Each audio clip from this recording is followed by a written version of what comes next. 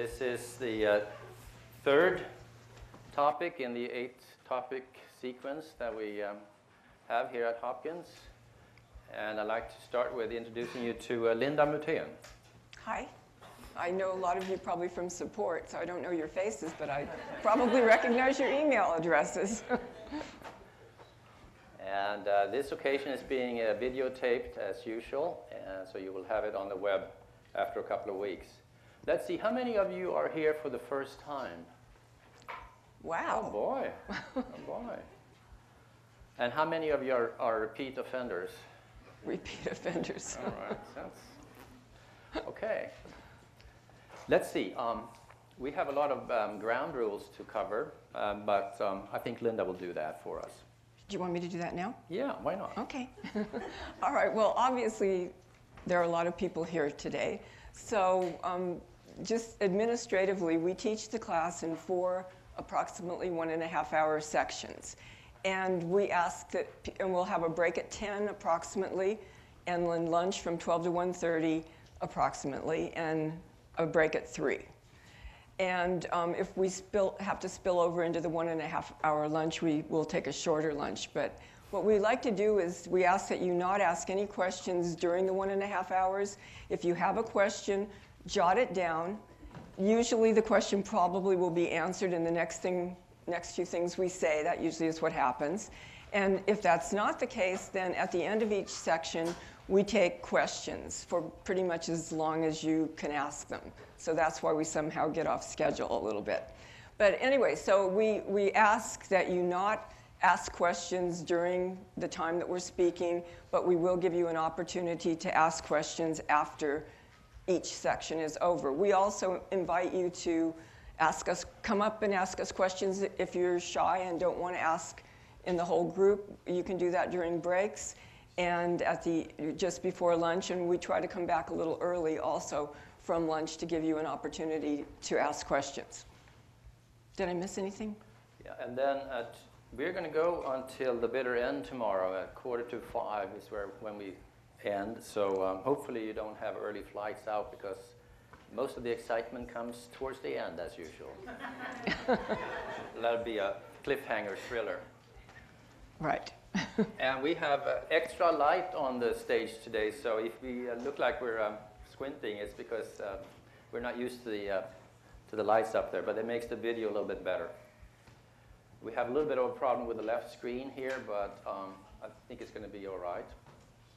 So do you want to get started? So we're going to get started, folks, without further ado, and try to spend as much time as possible on the modeling issues rather than overviews. And we have an interesting table of contents here, taking us from quite simple matters to quite advanced matters. And it gets even worse tomorrow, or more interesting, perhaps one should say. So I'm not going to talk a lot about Mplus background, because you have this in your handouts, and many of you have heard the overviews. Just want to alert you to the fact that you should be using, if you're using Mplus, you should be using version 5.21 today, because that has the latest, fastest algorithms, latest fixes. And there is a version 6 being worked on right now. We're very excited about that. We'll let the content be a surprise, happy surprise for all of us, and hopefully coming within short. We're going to talk about the unifying theme of latent variables, continuous latent variables in the left column and categorical latent variables in the right column. We're going to talk very little about the right column today. That's going to be dealt with in future courses. So we're going to stay with continuous latent variables. We're going to talk about, in topic 1 and 2, we talked about measurement errors and factors. Today we're going to talk about random effects, mostly random effects, which we're going to translate into so-called growth factors of growth models. And tomorrow, we're going to talk a little bit about survival analysis, where issues like frailties come into play. We are also going to talk about variance components, different variations in the data that we're going to try to quantify by estimating variances. And we're certainly going to talk about missing data, where missing data on a continuous variable implies that we have a continuous latent variable. So it's missing for everyone in the data. And here are the models that use those latent variables. We're going to take a look at growth curve models in particular, down there. Whereas in topic 1 and 2, we talked about factor analysis and structural equation models. And we tried to summarize that in a picture using the Mplus notation, which you have here for the background variables of x and the dependent variables of y if they're continuous, or u if they're categorical, latent continuous variables being f as in factors, and c if they're categorical latent variables. Now, we're not going to talk about the multi-level features today, but that will be actually coming about 1 year from today at the end of this course. But just know that when we talk about growth modeling, for instance, we can also do growth modeling in cluster samples. Can I interrupt you for a second? Yeah. Okay. This room holds 198 people. Now we had just about 200 people registered, and then we still have 50 name badges. Did any of you not get your name badge? Because it's not possible that we have 50 name badges still standing or sitting on the table. Does everybody have their badge? I have a badge. Certificate? I have no idea.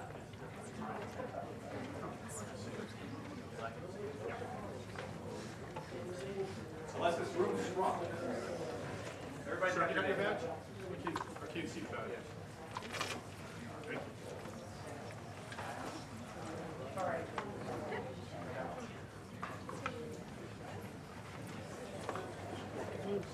So all of this generality implies that Mplus can be used for a lot of different things. Some people think of Mplus as a structural equation modeling program, and we get a little bit miffed when we get portrayed that way, because that's just one of many things that is done in Mplus. And actually, the focus is not that narrow, but it is a general modeling program that achieves its generality by working with latent variables, as you saw earlier. So it's several programs in one in that sense. It does exploratory. Let's see, did I go out? No. Exploratory factor analysis quite well. This one went out.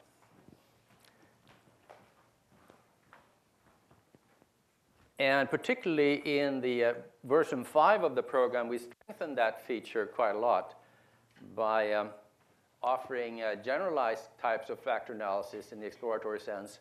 So you can do multiple group exploratory factor analysis. You can do longitudinal exploratory factor analysis. It's a very strong structural equation modeling program, very general, and it actually combines exploratory factor analysis with structural equation modeling in the new so-called ESEM feature that is described on our website. It is a good item response theory analysis program, which is used in educational testing, for instance. Latent class analysis handled. Latent transition analysis, which is latent class analysis taken over several time points. The program does both discrete time and continuous time survival analysis, with recent additions for continuous time survival analysis, making it incorporated in the latent variable framework. So you can do Cox regression with continuous and categorical latent variables, for instance. And I'll refer to applications of that, a report that soon will be put on our website. Well, I'll do that tomorrow. It's a good growth modeling program. It's a good multi-level analysis program, and it's getting better. And a very strong complex survey data analysis program dealing with weights and clustering and stratification. And you can also do Monte Carlo simulations, methods studies within the program. All of these pieces are fully integrated, which makes it unique. It's not do one thing only, but you can, for instance, combine item response theory analysis with multi-level analysis, or survival analysis in a complex survey data setting, things like that. So it's a very rich framework that can inspire you to do new things. Now, we were here last August and talked about topic 1 and 2, which is the background for today. We are going to refer back to the content of those topics several times. not go over that again, certainly. So we are here at topic 3, March 22nd. That's today, I think, and it'll be introductory and intermediate growth modeling. And then tomorrow we'll kick in another gear and do advanced growth modeling, survival analysis, and end up with missing data analysis modeling, which will be particularly relevant to the growth modeling, and drawing on survival analysis concepts. And that incorporates some new thinking that is at the research frontier. I send you an email. I actually sent you 2 emails. And if you didn't get any of them, then your address wasn't entered correctly somewhere, somehow. But anyway, it was an email that referred to a couple of papers. If you didn't get the email, you can send me an email, and I'll send you the email.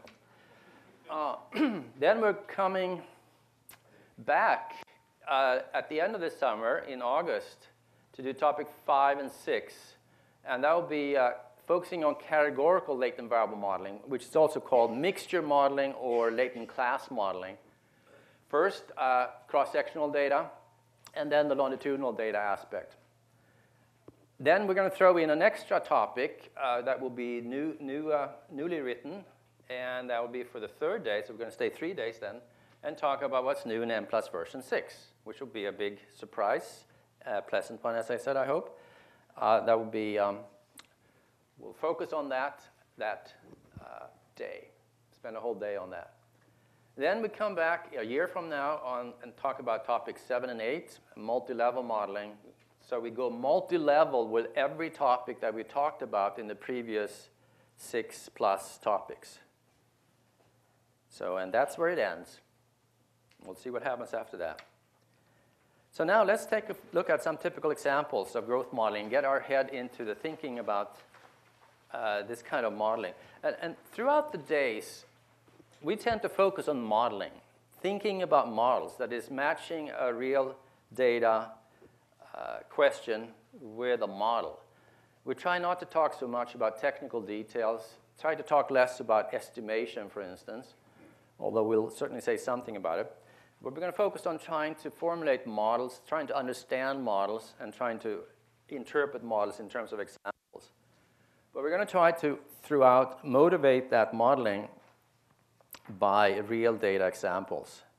So here's the first example, and let's see if I can use this screen, or if you get a headache looking at it. There is a new projector that got rented, and it doesn't work as well as the stationary one.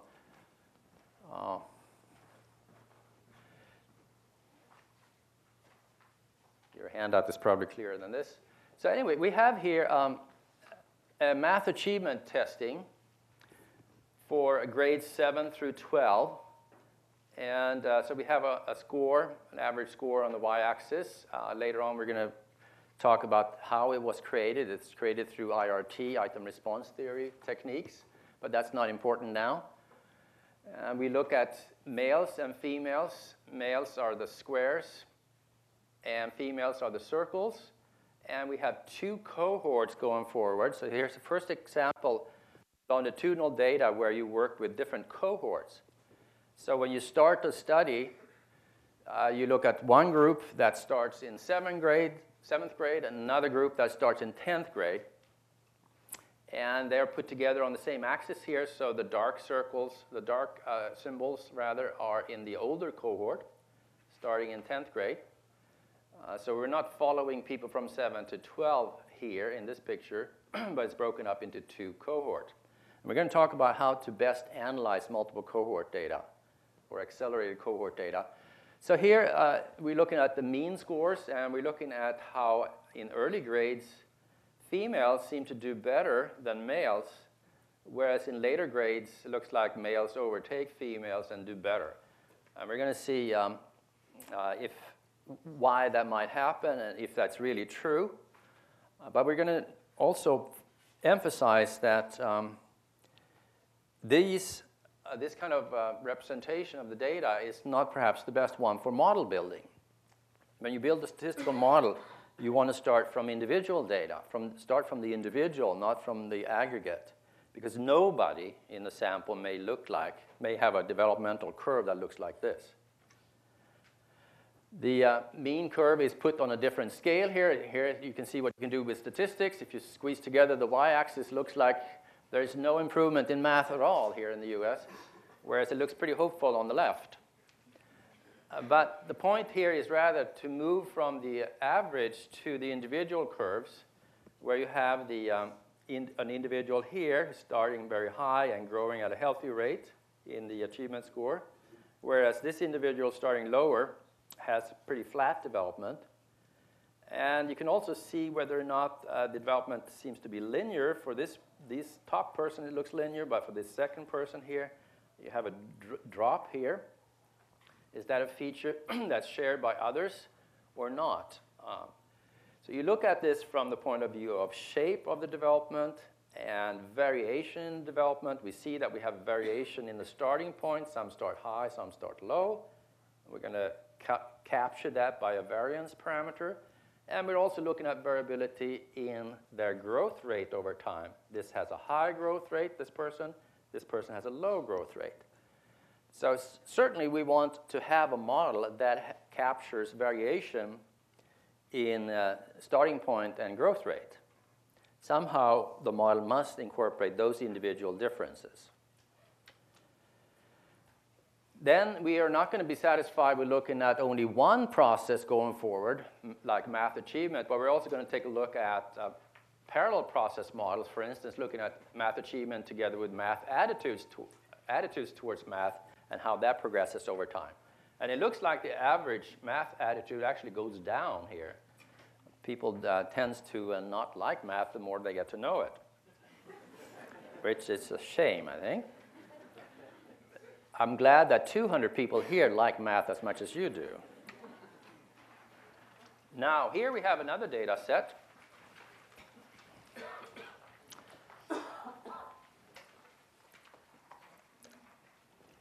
And here, certainly, we do not have linear growth, but very nonlinear growth. This has to do with head circumference of babies over time. So we have a child at birth, age 0. This is when the child gets born. It sort of has existed before that, but we'll ignore that for now. So we measure them up to 36 divided by 12. Okay, sometime. And then we have this development where the solid curve is the average, but the broken curves, which you see more clearly here, the broken lines are the individual babies. And actually, in this case, it's a small subsample of babies. Those with broken lines are babies of mothers who drank quite a lot during their pregnancy. So you see that they seem to have a lower developmental path of head circumference development. It's in millimeters here. And you can ask questions then. Does the initial status of head circumference at birth differ significantly for those who had mothers exposed to alcohol versus those who didn't? And is the growth rate different across time for babies of mothers who drank during pregnancy versus not? So that's a question of these covariates influencing, covariate of prenatal alcohol exposure, influencing the initial status and the growth rate. Now, this example is tricky also because it is a nonlinear growth, and it has another feature which makes it very hard. Actually, I have not found a satisfactory growth model for the data yet. Not only does the mean increase over time, but the variance decreases over time. And that is a little bit strange because, I mean, we're only seeing a subsample of children here. It's a little bit more difficult to analyze those kinds of data, as we will see. Here we have loneliness in twins. You may not have known that twins were lonely, but you might have thought, well, they have each other. But here they are lonely. It's actually from a paper in Twin Research and Human Genetics with Dorrit Boomsma in Amsterdam, coming with the data. And us doing an analysis where the different graphs here are from 1, 2, 3, 4, 5 different occasions, 5 occasions. And let me put that up on this screen too. 5 occasions, and the x-axis is actually age, if you could read that. I think it says 20 up to 80 for each of these panels. And on the y-axis, you have the count. How many felt lonely, I guess? No, how many people there were, rather, at different ages. So here you have, at the first measurement occasion, most individuals were around 20, some were a little younger, maybe 15, up to 21, 22. And occasion 2, of course, which is 1995, 4 years later, after 1991, 4 years later, obviously the cohort, the group has moved up in age, but there's still variability in age around the average. Then occasion 3, what happened? Well, this graph moved up. They became older because this is in 1997, 2 years later. But on top of that, we're sprinkling in new observations. New people come into the study, and some of them are older. And then onwards and upwards for occasion 4, where the graph moves to the right further, and perhaps there's some more sprinkling in of people. So the point of this is to say that here we have an example of individually varying times of observation. It's different than on the left screen. In the left screen, everybody at the second measurement occasion are 8 months of age. Here, at the second measurement occasion, not everyone is of the same age. And in fact, on the third measurement occasion, you even sprinkle in more people. So on the left screen, it's natural to have the occasion. It doesn't matter if you have the occasion, measurement occasion, or the age as the time axis. On the right, it certainly would matter. On the right, you wouldn't want to have occasion as the time axis, but you rather would want to have the age. So at each occasion, you should allow for the variation in age among the people at that occasion. And you may want to scribble here, the Mplus catchword for that, or option, is called AT. So as you get back to that, we'll take that into account by using the AT option. This will be an example where you couldn't handle the growth modeling by a standard structural equation model, mean and covariance structure framework. You need something more general.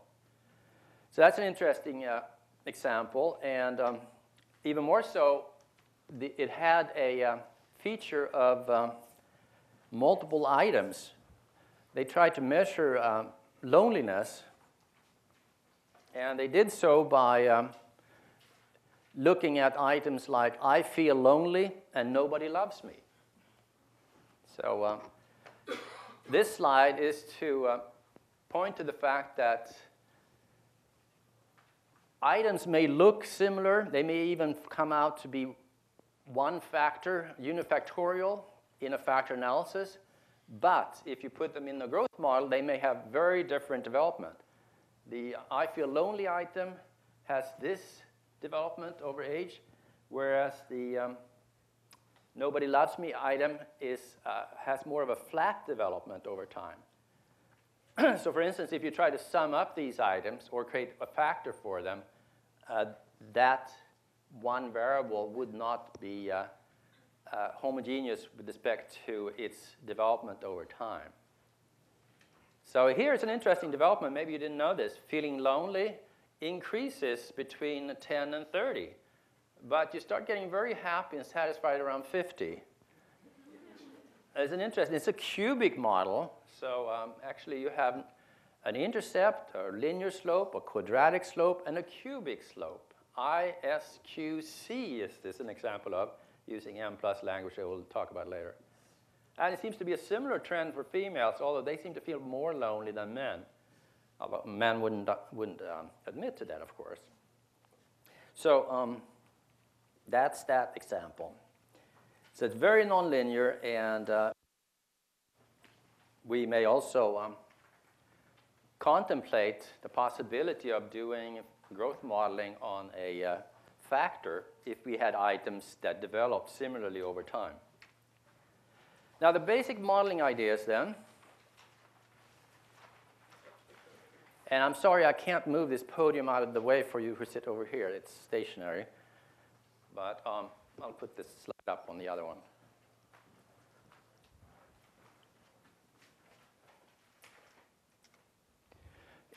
To just help you think about these kinds of models, let's say that you had data for these examples. And you have sample size of n, that's the number of people, and cap t, number of time points. One thing you could do is to consider a data set that has n times t rows, and 2 columns, the column being y and x. Y is the outcome, and x is the time. So like head circumference and age in months. 2 columns. But you put together all the people and all the people's observation and all the data points, and you do a single regression of head circumference on time, because you want to see the relationship between head circumference and time. So say that you, for simplicity, do a linear model. It would work reasonably well for the achievement data. So you would get 1 intercept and 1 slope, common to all individuals, which is not what we want according to the reasoning so far, right? It does not account for individual differences, people starting at different points, people growing at different rate. And also, it has the problem of lack of independence of observations. Because for each person, you have t data points, and the t data points for one person are not independent observations. They correlate highly across time. So we would have a lack of independence, and our inference by standard methods would be wrong. So an alternative then is to go to the total opposite situation, to the other extreme, and do n regressions with t data points. So say that you have a person has 4 data points, 4 time points measures, and you have then a data set with 4 rows for that person. Still 2 columns, y and x, but 4 rows. So for each person, you could do a regression of the outcome on time. It's not a bad idea to do. It gives an intercept and a slope for each individual, so it certainly accounts for individual differences. But it does not acknowledge that you have some similarities between individuals. It doesn't really draw on the idea that you draw a sample from a population, from one population, and you want to draw inference of that population. So it gets too loose and too flexible. So the third alternative is what we're going to talk about all day today and tomorrow. We're still going to use all data points, and we're going to do a single regression. But we're not going to do a single regression like up here. We're going to do a single random effect regression. We're going to talk about what that means. But essentially, it's going to give you an intercept and a slope estimate for each individual, just like we do here. But it's going to account for similarities of individuals by stipulating that all of them come from a single common population.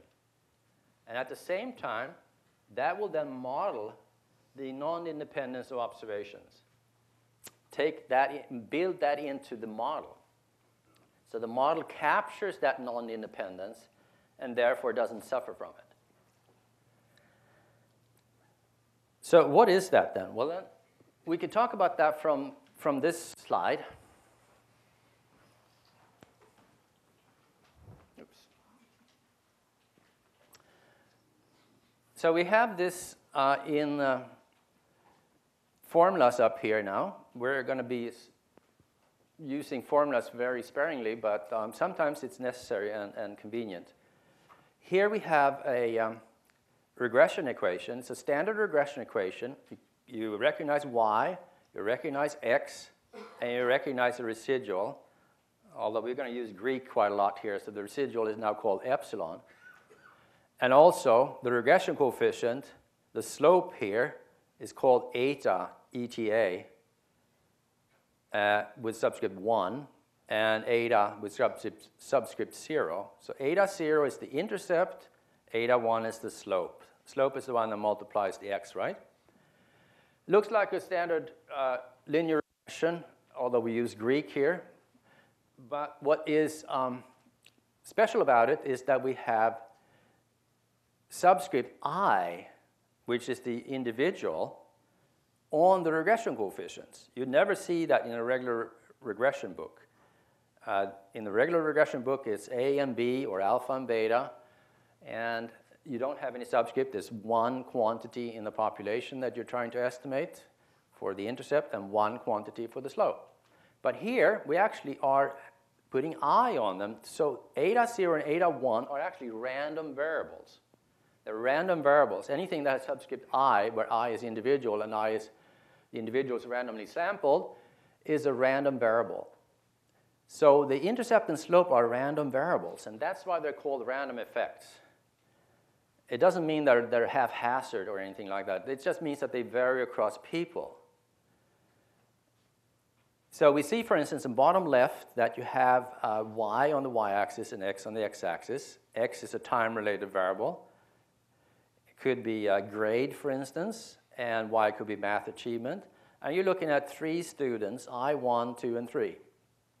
And we notice that they start at different points and they grow at different rates. So starting at different points here in, say, grade 7 would imply that eta 0 varies across those 3 people. Therefore, it has subscript I. And the slope, the growth rate, is higher for the first one, for the first student than the third student, and therefore eta 1 has subscript I as well. Sometimes this is talked about in multi-level terms, and equation 1 would be level 1 in multi-level modeling, level 1. What's interesting here, though, is that given that we have turned the intercept and slope into random variables, capturing individual differences in growth over time, we can work with them as variables. We can work with them as dependent variables, as we do in equation 2. Here, the etas, the random intercept, random slope, are dependent variables. Equation 2 is called level 2 in multi-level modeling. And in equation 2, we still look at a linear regression. Eta is regressed on W here. W is an observed variable. So eta regressed on W with an intercept alpha sub 0 and a slope gamma sub 0, plus a residual called Z or Z, a Greek letter again. But it's a linear regression here. And same thing for eta 1, a linear regression. And we want to estimate alpha and gamma and perhaps the residual variance for the residual Z. And note on equation 2, in equation 2, we do not have any subscript I. So they are now regular fixed coefficients. So for instance, if you have eta here as a starting point of head circumference, W may be mother's drinking during pregnancy. As mother's drinking increases, the starting point of the baby's head circumference growth goes down. Question is if the growth rate also goes down.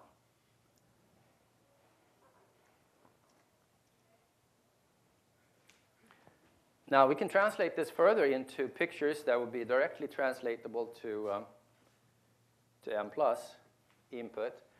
So we have the picture again.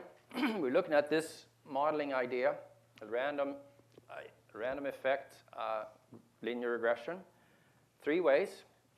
By the picture, this is how the story starts in the data. This is what the data look like, individual differences in development over time. We can turn it into formulas, 1 and 2, level 1 and level 2, as we said. And we can turn that into a model diagram. Some call it a path diagram. I like to call it a model diagram.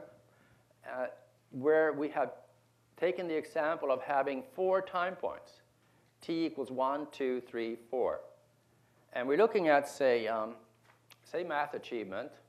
So y1 would be the math achievement at time 1. This could be grade 7, for instance. Math achievement in grade 8, 9, and 10. So y, there's one y variable, namely math achievement, in a certain metric that is the same across the time. But given that that single y variable is measured at different locations, we will treat it as 4 different variables. But they're measured in the same metric. And then the random intercept and random slope are going to be represented in circles as opposed to boxes. The boxes represent observed variables. The circles represent latent variables. Because we agreed that eta0 and eta1 are variables. They vary across individuals. And since they're not observed, we can agree that they're latent variables. So we put them into circles. And then we want to we want to understand the variation in these. And we want to try to explain the variation in them by an observed variable w. And later on, we're going to call this a time invariant covariate. So it's a covariate that's time invariant, that doesn't vary across time. So for instance, it is home background in math achievement. Or it could be mother's drinking during pregnancy in the head circumference example. Something that doesn't vary across time, or at least it doesn't influence the y's more than through the growth factors. So we're looking at this model then. It can be looked at in 2 ways. You have a relationship between the outcomes, we're going to call these outcomes, and the growth factors. Since we look at this through factor analysis prism, we're going to call this growth factors instead of random effects. Growth factors. And you have the relationship between the outcome and the growth factors represented by equation 1. And the relationship between the growth factors and covariates by equation 2. And that then has the counterpart in the latent variable structural equation modeling, where equation 1 would be the measurement part of the model, how the latent variables are measured. So you think of y as an indicator of latent variables. The y's give us information about these latent variables. So that's the measurement part of the model. Whereas this, equation 2, is the structural part of the model, talking about how the latent variables behave and how they relate to other variables. So there's a nice connection there with different modeling frameworks, and we're going to exploit that. So we like to look at growth models in terms of latent variable model diagrams, because once you get used to the model diagram, it's so easy to generalize the models and make them flexible to meet the needs of our research questions. Once you're in this framework, for instance, you can easily imagine that you may want to introduce a latent variable for the covariate. Maybe mother's drinking wasn't well reported. Maybe you need multiple indicators, and the true predictor is a latent variable. We know how measurement error in covariates can distort the influence here, the slopes in this part of the model, the gammas. Or maybe we have multiple measures of the outcomes so that we really want to study growth in a latent variable construct. All of that is possible. Now, if you look at this model, it looks very familiar to those who studied topic 1 already, the first day, last August. It's a confirmatory factor analysis model. Excuse me. And it is a very peculiar one. Or first of all, it's a very stringent one in the sense that W influences Y only indirectly through the mediators, which are latent. Only indirect effects, right? There's no direct effect. You could have a direct effect from W to, say, Y4, Maybe that fits the data better. Maybe that has a nice interpretation. We'll get to that later. But that's usually not, that idea or that possibility is not entertained if you are in a multi-level framework like this. Not typically entertained. And you may also wonder about this part of the model that I'm circling now. That's where the factor loadings sit in a confirmatory factor analysis. What are those? Well, they are the relationship between how the ADAs influence the Ys, or how the Ys are regressed on the ADAs. So influence goes from this to this. Regression goes from Y on these. What are those coefficients? What are the loadings? Well, if you look at it, a loading for eta 1, for instance, is how eta 1 influences Y. Well, it looks like xt is the loading. We're going to refer to xt as the time score, or the factor loading for the slope factor. And here, we're working with time scores that are fixed. They correspond to something that has to do with the grades. So we know what they are. They don't have to be estimated. And eta 0, what are the loadings for eta 0? Well, it's how eta 0 influences Y over time for different t values. How does eta 0 influence Y for different t values? The same way, right? There's no modification of the eta 0 influence on Y over time. There's nothing multiplying it with subscript t, like here. It's an invisible 1 times eta 0. So that means that the factor loadings here are going to, from eta 0 to the Ys, are going to be fixed at 1, fixed at 1, fixed at 1, fixed at 1.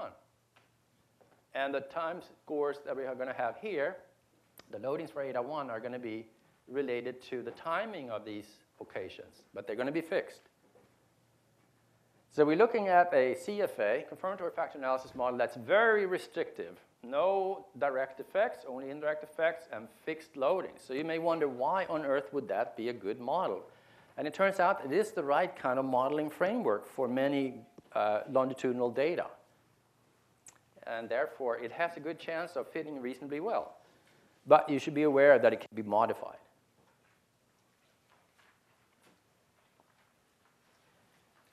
Now, just a few words before Linda jumps in and brings us back down to Earth. Let's go up in the sky and take a bird's eye view of the field. There are many ways you can present a topic like today's.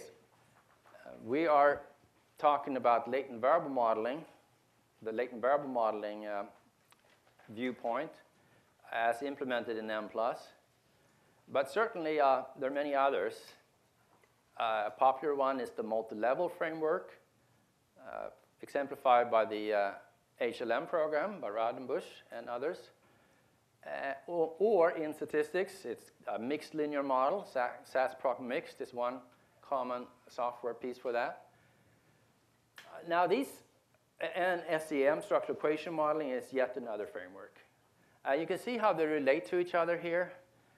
You have a large degree of overlap. They do pretty much the same thing with some twists, some minor deviations, having to do mostly with the software.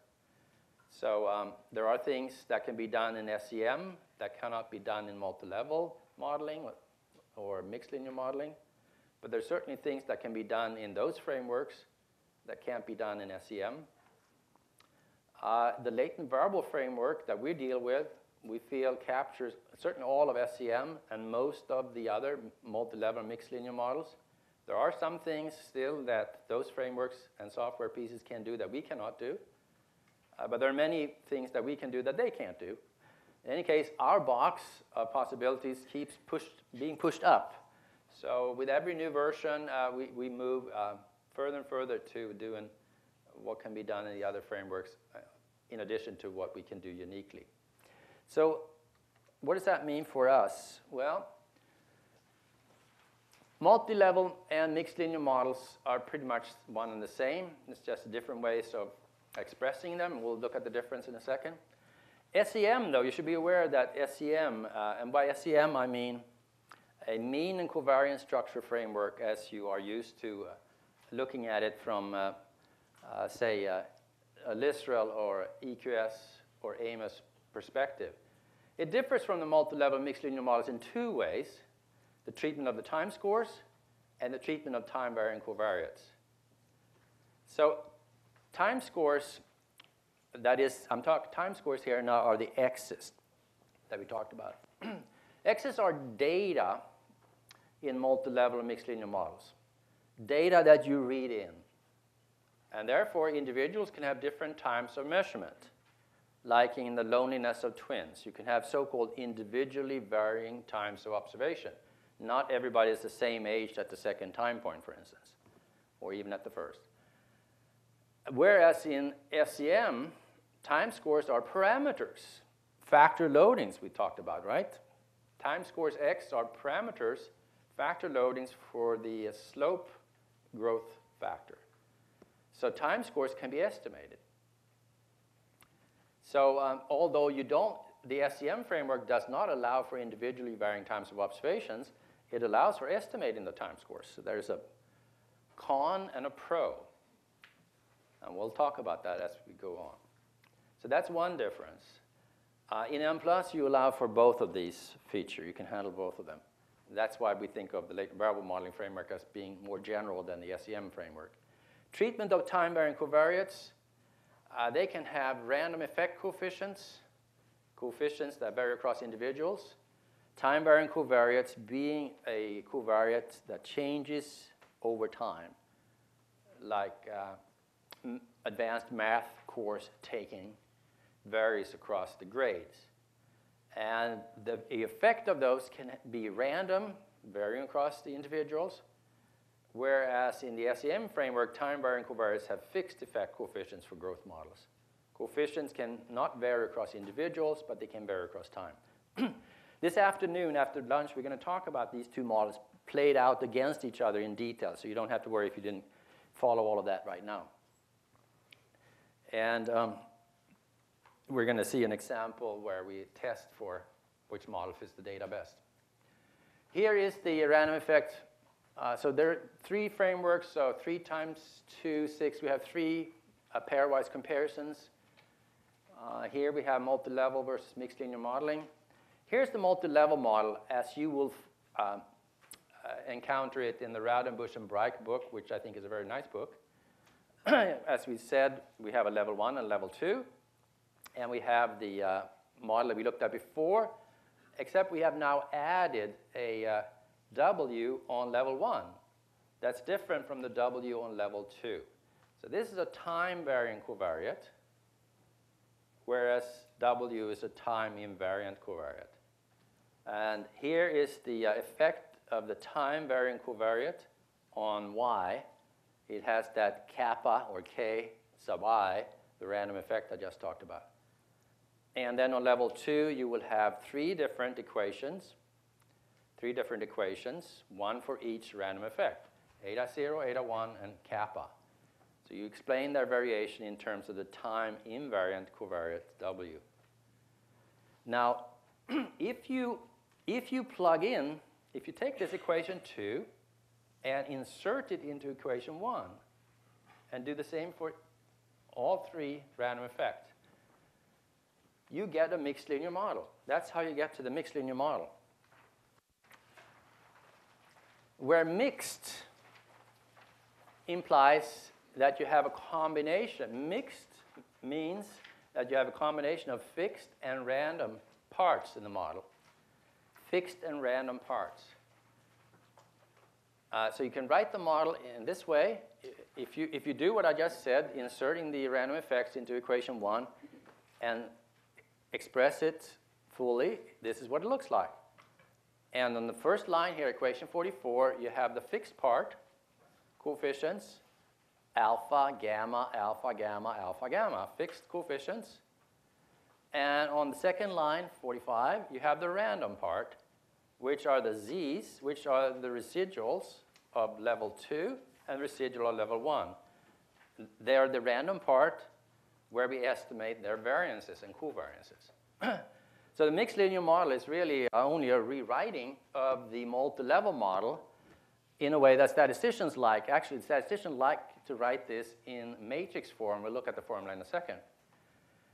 But I think the multi-level formulation is perhaps more intuitive. So for instance, in output from this model, you have a time times W, the time times W effect, which seems a little hard to comprehend. But that's time times W effect, and that is gamma, is the time times W effect. So to me, that's a little unpedagogical. Statisticians tend to be a little unpedagogical at times. I'm not going to go through this because we talked about it in general terms. I'm just going to go straight to slide 34 and show the mixed linear model in matrix form. So this is the only way that statisticians would touch this topic. Matrices, where this alpha is the fixed part and this B is the random part, the random effects part. So they split up the equation 2 parts into the fixed and the random. Anyway, just so you know how that they hang together, I'm not going to go through slide 35. It is a way to look at the relationship between the mixed linear model and SEM. But that doesn't enlighten us much today, I think.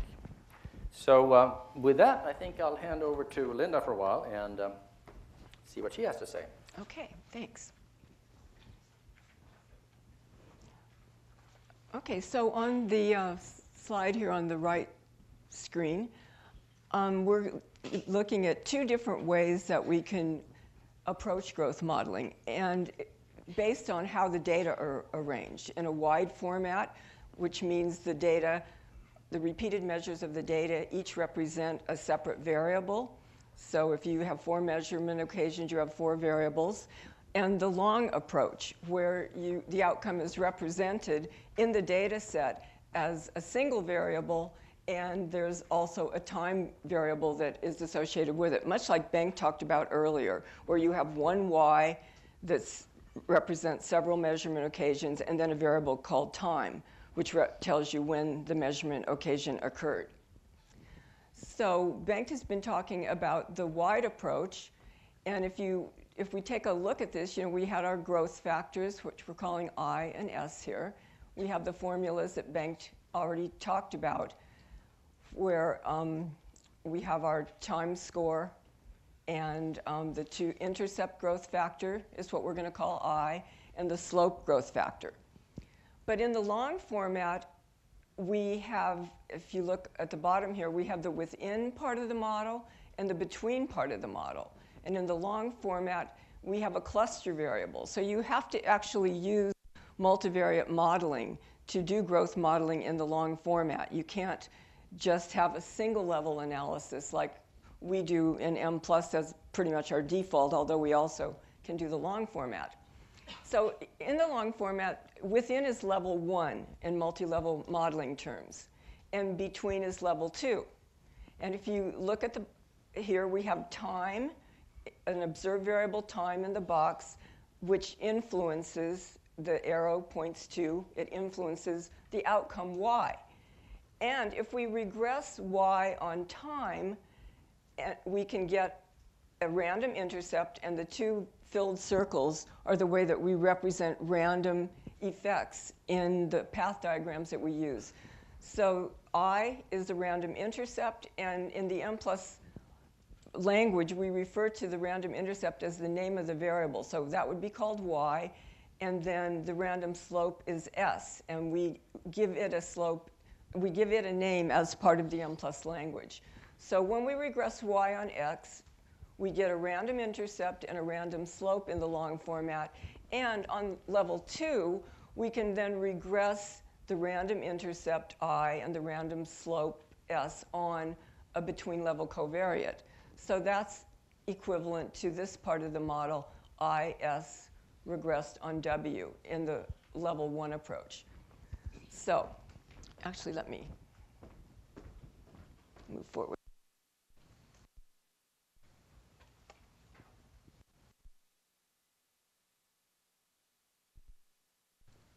Wait, you didn't get me forward, did you? Okay, here we are. So why would you want to use one approach over the other? So what are the pros and cons? First of all, the wide approach gives you a lot more modeling flexibility. As we're going to see, we're going to be talking shortly about the various parameters in the growth model, so we can familiarize ourselves with their names and what they do and what they mean. But in the wide format, we can estimate residual variances for each of the outcome variables, and we can have residual covariances as parameters in the model also. Whereas in the long format, you make an assumption just by the model that the residual variances are held equal over time. And and you estimate a single residual variance in the long format. You can't even test whether they're equal over time because you can only estimate one. So that's, I think, one of the large advantages of the wide format, being able to have unequal residual variances and to estimate the residual variances and covariances. Also, if you go to an advanced model, like a multiple indicator growth model, where you're really looking at growth on factors over time, the development of a latent variable over time, you can then test the measurement invariance of a multiple indicator growth model. And we'll be looking at that tomorrow, I think. So you can test the measurement invariance, whereas in the long format, you assume measurement invariance. That's built into the model. It's not testable. It's assumed. And then a third advantage along the same lines is that you can have partial measurement invariance in the wide format. So if you have a multiple indicator growth model, you can test whether you have measurement invariance, and if you don't, you can allow for partial invariance. And that can't be done in the long format. It's more convenient to do missing data modeling of the type that Bengt is going to discuss tomorrow in the wide format. And you reduce the number of levels by 1. So, that's an advantage right there. So in Mplus, a 3-level model in HLM is a 2-level model in Mplus if one part of the model is growth. So you reduce a level. Now, the advantages of the long approach is that if you have 50 or more measurement occasions, that is difficult to do in the wide approach. So when you have many, many measurement occasions, there may be an advantage to using the long approach. And we say here individually varying times of observation are available in the long approach. This is not available in SEM, but it is available in the Mplus general latent variable modeling framework. So Mplus has a general framework which can incorporate random time-varying covariates and also individually varying times of observation. So we can do both the wide or the long approach, whichever you want.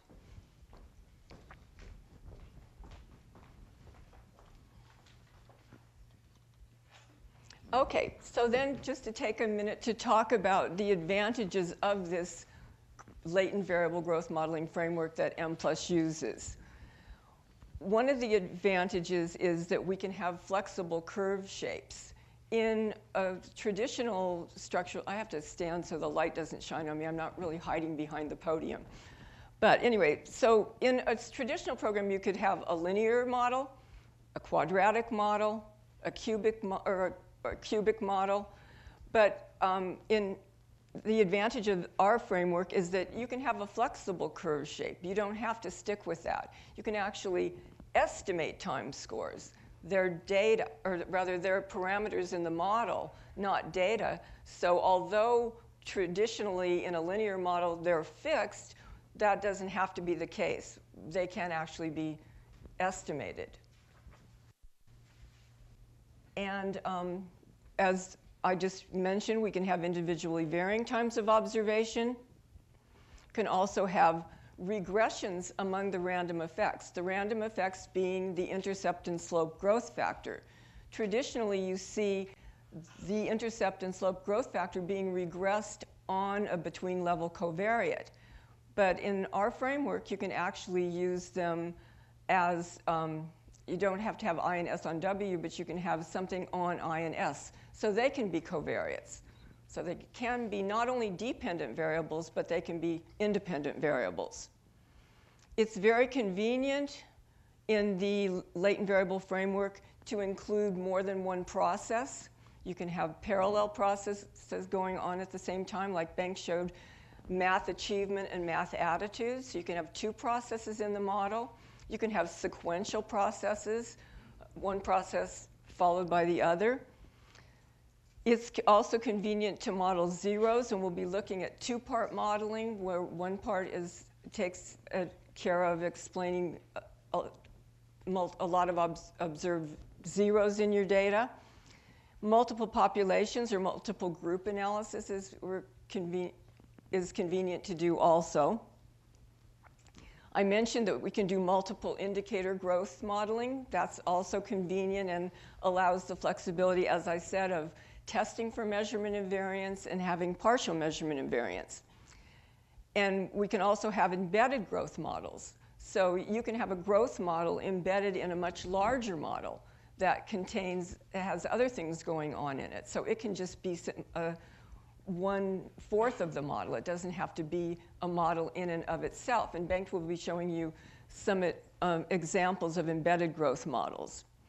And then categorical latent variables or growth mixture modeling. So that's a topic for, I think, we'll be teaching about that in August. And growth mixture modeling allows you to look at unobserved heterogeneity and see if perhaps that fits the data better. And we'll talk a little bit about that today.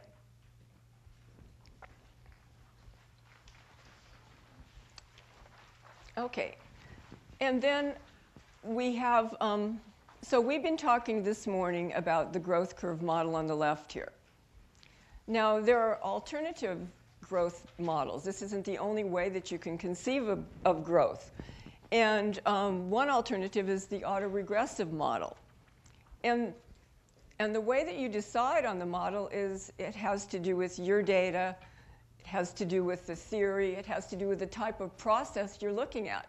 So growth curve models are generally for a developmental process such as learning, whereas autoregressive models are not for developmental processes. In an autoregressive model, Y2 is caused by, or is predicted by Y1, and Y3 is predicted by Y2, and perhaps also Y1, but there's no general growth process going on. So you have to think about how your growth process develops theoretically, or whether it has a developmental process, and then make a decision about which makes more sense. And we won't be talking much about the autoregressive model, but in August, when we come back, we will be with latent transition analysis. So that would be a type of modeling you could consider. Now, there have been hybrid models suggested by the citation shown below here for models that combine both the growth curve model and the autoregressive model. And these are referred to as ALT models in the literature.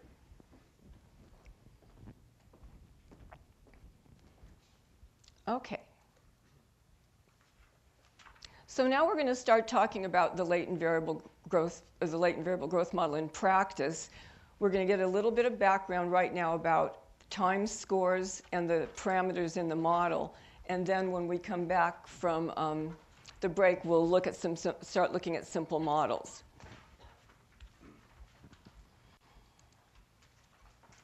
I think I'll put this over here.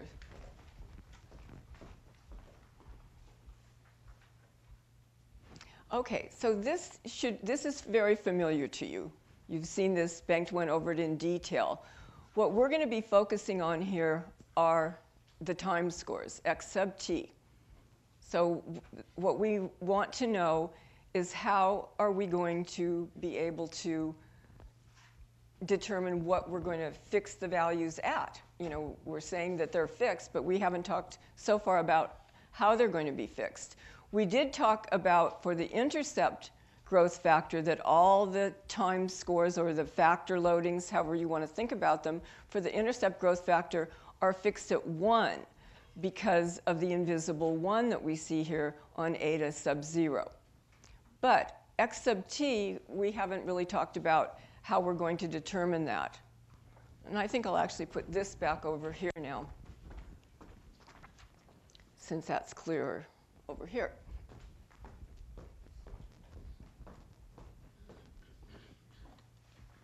Okay, and actually figuring out the time scores is pretty elementary. Let's start with a simple linear growth model. And let me also remind you of one other thing that I don't think we've said. Today we're talking about continuous outcomes. So the observed outcomes are continuous. So for a linear growth model, we need 2 latent variables, an intercept growth factor and a slope growth factor. So in the diagram we're showing here, we have the outcome on the y-axis and time on the x-axis. We have 4 measurement occasions like we show in the picture, 1, 2, 3, 4. And we need to know how are we going to figure out the time scores.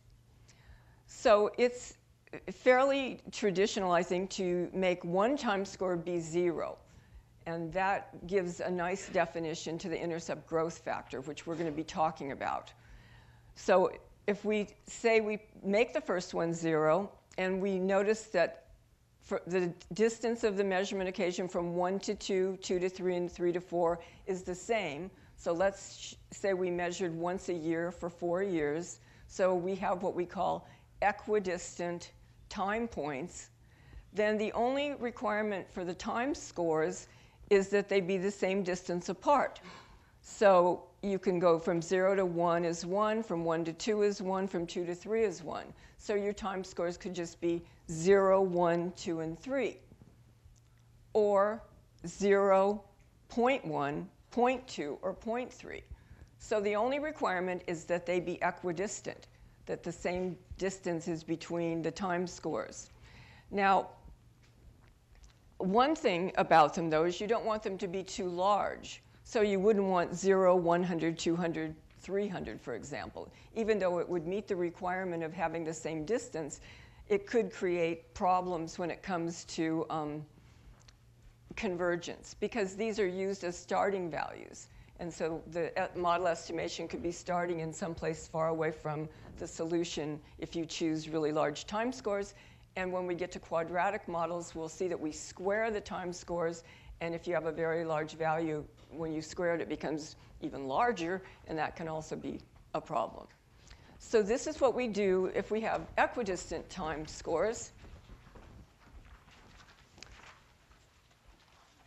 And what happens in a situation where we don't have equidistant time scores? You know, is this a missing data situation? And no, it isn't. So I'll tell you why. So let's say you measured at time 1, time 2, time 5, and time 6. Let's say you could not get funding at 3 and 4.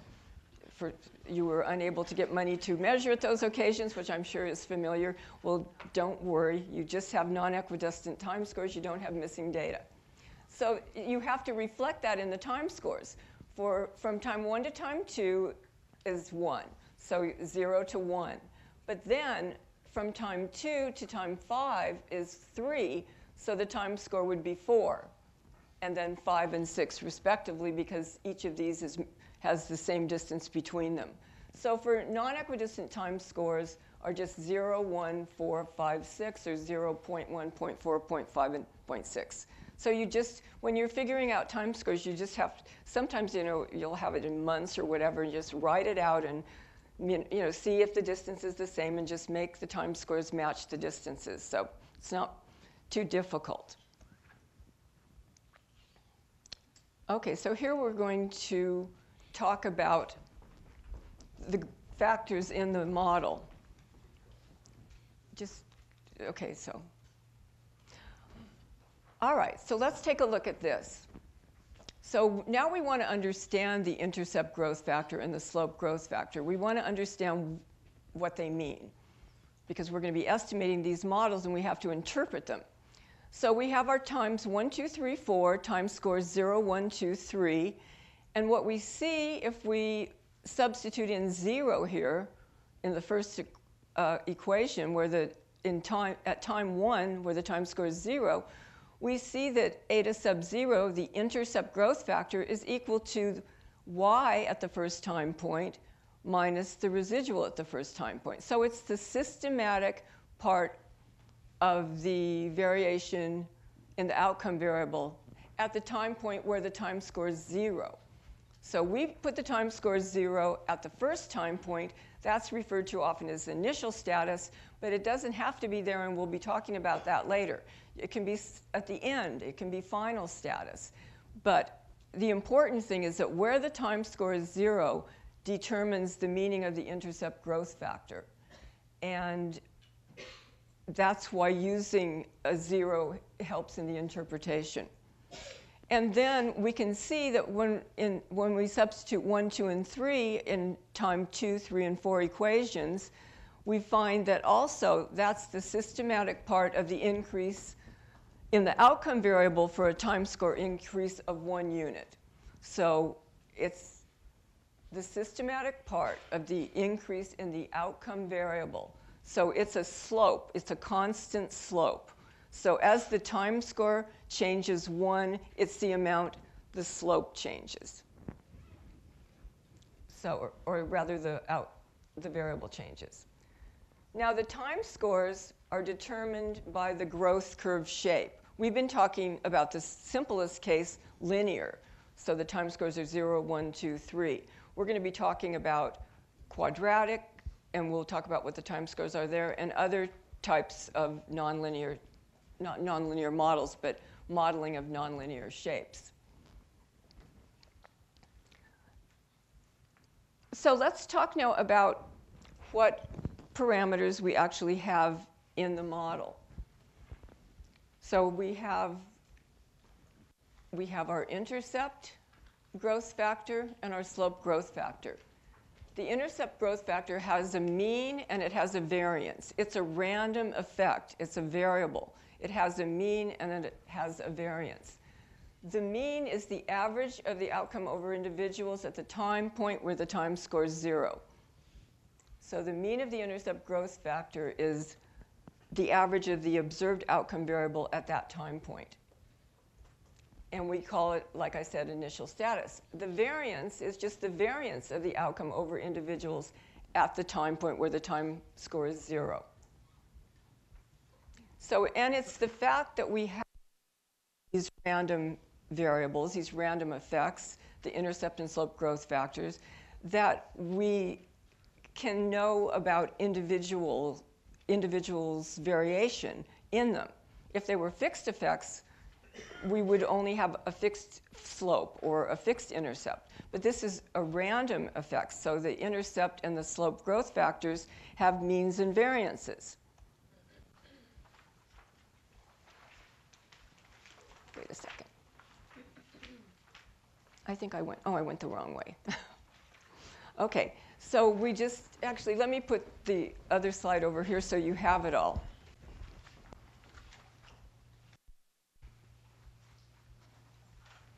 All right, so the intercept growth factor parameters are a mean and a variance. And the linear slope growth factor parameters, it's also a random effect. So it has a mean and a variance. So the mean is the average growth rate over individuals. And the variance is the variance of the growth rate over individuals. So in the growth model that we're talking about, people can start differently and they can grow differently. And we can capture information about where they start and how they grow through the model. And we also have a covariance. So the intercept and slope growth factors can have a covariance. And that can tell you how where they start relates to how they grow. So we can look at the relationship between where people start in the growth curve and how they grow. Now we also have, besides the latent variables in the model, we have observed variables. We have our outcome variables. And what parameters do they have? They have intercepts, they have residual variances, and they have residual covariances. Now, the intercepts are not estimated. They're fixed at 0 to represent measurement invariance. So the intercept of the outcomes are fixed at 0. This is part of the parameterization of the model. So that has to be done. The residual variances we talked about can be free, they can be unequal, and we can have residual covariances. And the residual variances represent error, both time-specific and measurement error. So these are the parameters we have in the model.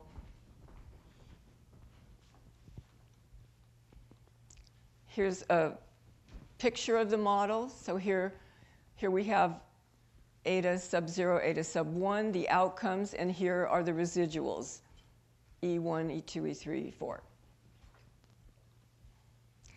Now I want to take a minute. We're just going to briefly talk about all of the parameters in the model together and what it means as far as flexibility in modifying the model. We've been talking about a basic model without residual covariances, for example. But we may want to add those to a model, and what happens? What happens when you have a linear growth model over 4 time points and no covariates? What are the free parameters in your H1 model or the unrestricted model, where you have 4 means and 10 variances and covariances? Because if you have 4 variables, it's 4 times 5, 20 divided by 2 is 10 variances and covariances. So that's a total of 14 free parameters in the H1 model. Now, how about in the H0 model, our growth model? Well, we have means of the intercept and slope growth factors, so that's 2. We have variances for the intercept and slope factor, that's 4, and covariance between them, that's 5. And then we have 4 residual variances for the outcome variables. So that's a total of 9 parameters. So if we have 14 in the H1 model and 9 in the H0, we have 5 degrees of freedom. So that means we have 5 parameters that we can free. You know, we could add residual covariances, for example, or make other adjustments. So what parameters are fixed in the H0 model that we could think about changing? Well, we have all the intercepts of the covariates at 0, the loadings for the intercept growth factors at 1, the loading for the slope growth factors are fixed at the time scores, and the residual covariances are fixed at 0.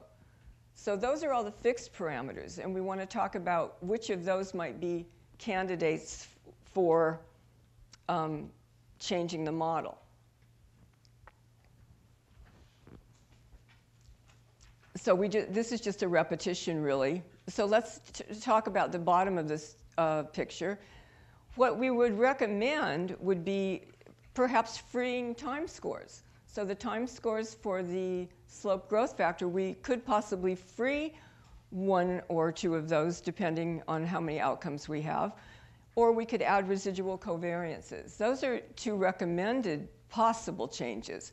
What we would not recommend would be to do anything to the outcome variable intercepts. They're fixed at 0 as part of the growth model parameterization. And likewise, the loadings of the intercept growth factors being fixed at 1, that's part of the growth model parameterization. So if you start freeing those, then you're changing the definition of the growth model. So you wouldn't want to do that. And now just want to make a point about why it is desirable to measure at least 4 times if you're doing growth modeling, and not to have 3 measures only. I mean, if it's at all possible. Because let's just quickly count the parameters for a linear growth model over 3 time points. The H1 model is going to have 3 means and 6 variances and covariances. So that's 9. But how about the H0 model? You still have 2 means for the intercept and slope growth factors, 2 variances for the intercept and slope growth factors, and 1 covariance. You still have those 5. They're given. And you have residual variances for 3 outcomes now, so that's 8. So this only gives you 1 degree of freedom to modify the model if it doesn't fit well. And if you use that degree of freedom, you can't test the fit of the model because it's just identified. And if you would want to add residual covariances, for example, you would have to do something else. You would have to maybe hold the residual variances equal or something, some of them. You know, you'd have to put some other restriction on the model. So if it's at all possible, you should opt for measuring no less than 4 times, because you don't have much flexibility with a 3-measurement occasion model. Oh, I think I made it. I wasn't sure how far I had to go. That was my last page. That was pretty good timing, actually. OK, so I think we'll take questions then. So we have 15 minutes for questions, I think. We'll take them. We'll go a little bit past. The break is supposed to start at 10, but we'll go a little bit past. We'll just cut into your lunch. OK, we have to stand where we can see you. OK, I think I see you. You mentioned the time points, not to make them too big. What's that? Would it be the range? Is that like the range is Well, 1 or something? Or could they be orthogonal polynomials centered at 0? No, just so let's okay. get into the habit for the video to repeat the question. So the question was, why should the time scores not be on a large scale? Is I that knew it? OK. Anyway, basically, it's pretty simple. It's just it determines where the model estimation starts. Think of starting values. So it puts it out in this area to start when it may want to come back to this area to end. So it's not the range, it's the absolute value. Yeah, it's the absolute value. 0. You said 0.1, 0.2, 0.3. That's one option rather than 100, 200, 300. Right, 100, 200, 300 puts you over here to start. 0.1, 0.2, 0.3 might put you over here. You know, it's all a matter of absolute value, and it has to do with where model estimation starts. It's related to the choice of a starting value. It just makes the algorithms more efficient if you keep down the scale a little So if you know that a parameter is 0.5 and you choose to start it at 500, you're just making it hard for it to find 0.5. Sure. I have a question about the outcome intercept, because we have the intercept as a growth vector, but what respect to the outcome intercept? So I don't know how to different growth vector and outcome. So the question is about outcome intercept, and I think we want to go back to one of our favorite pictures. The question is, it sounded like you understood what an intercept growth factor is, but what is an outcome intercept? And we can stress that a little bit more by saying that we talked about the invisible 1 here, but there's also an invisible 0. It's even more invisible. Which we'll actually see in the later slide. So if you think about this from the SEM point of view, the point of view of topic 1 in August, this is a measurement model, but what's missing here is the intercept, what you usually call nu in the regular parameterization. There is not in the SEM measurement model, there's a fixed intercept, but it's obviously 0 here. So what we're referring to is a more general model, which has an intercept and then these loadings multiplying the growth factors. And we're going to see, there's a slide after we come back where I show that. But those intercepts sit here. They sit here, right? And right. But like Linda says, we'll say that in a different way shortly after the break. Because these are the regressions of the outcomes on the factors. So in a regression, you have A plus BX. A is the intercept, and in this case, so you have to be flexible. You're talking about 2 kinds of intercepts. Here's a growth factor intercept, but we're talking about the intercept of the outcomes here. So it's a good question to have early on. In the back there? Yes? Oh. Can you hear Bengt? I couldn't hear you.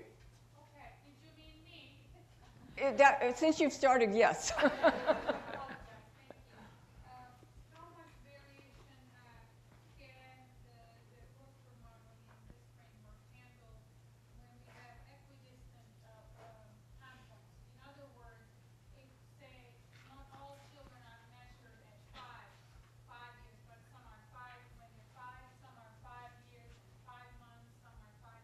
Right.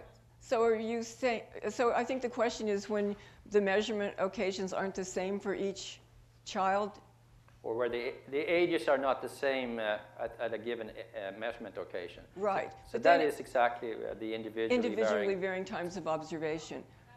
Exactly. Yes. So that's possible using that so-called AT option, AT option that we'll talk about. Yeah.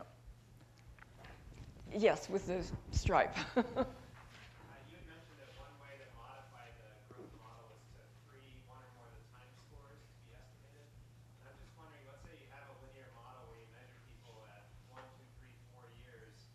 I was trying to understand what would the interpretation be if you free. We're actually going to look at an example of a estimating growth model and talk about the interpretation. So is that okay for that? Just a quick answer, it means an acceleration or deceleration, for instance, away from the, so change from the linear development. So like if it's not totally linear, it kind of goes like that? So it suggests possible nonlinearity. Yeah, exactly. It suggests possible nonlinearity. I think we had a question over here. Oh, okay. On slide 39, I'm just wondering, when you compare the growth curve model with like the auto-regressive model, I'm wondering about reducing the within variance between, that's one of the reasons why if you have repeated measures on the same people over time, you reduce your within variance, like in the ANOVA model. I was wondering if that's what the growth curve does as well. Or if you I can't understand, but can you? Yeah, so the question was about, is the growth curve model a vehicle for reducing the within individual variability? You sort of, I think you're playing on the idea that the individual is his or her own control. And that is, yes, that is the idea behind the growth curve model. Is that also true for the autoregressive? I haven't heard it argued that way for the autoregressive model. I guess you could say that, yes, you could say that, but it hasn't been expressed in those terms as far as I know. So, but this is an important distinction here between these two models, and depending on your application, you should make a wise choice. Here we're saying that the test score at occasion 2 is not dependent on the test score at occasion 1, but rather on what you have learned since time 1. So you had to think in those terms to choose the right model. More questions? Over there. Yes. 26.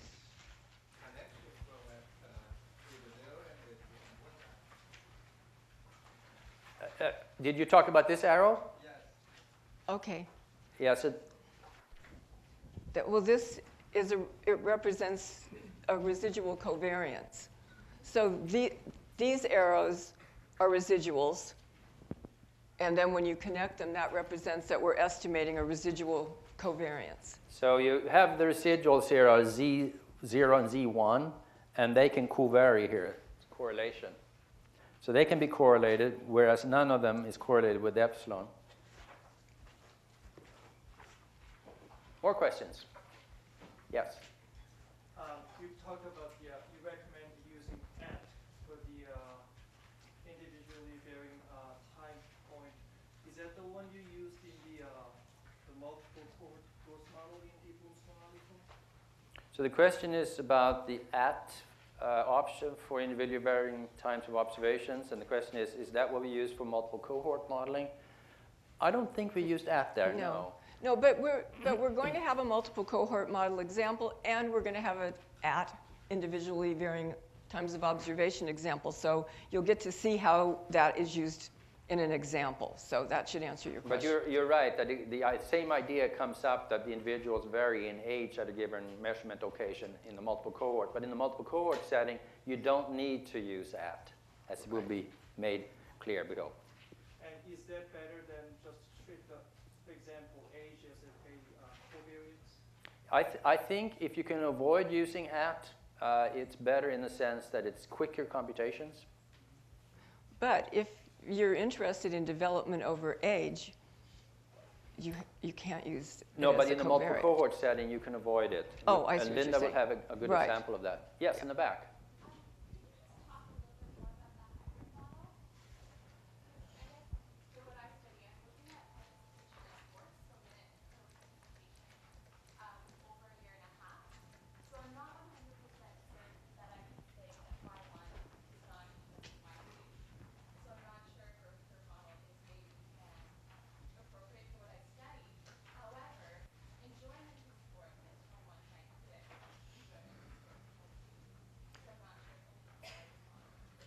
So the question is, what do you do if you're not sure if you're in this framework, in the growth curve framework, or in the autoregressive model?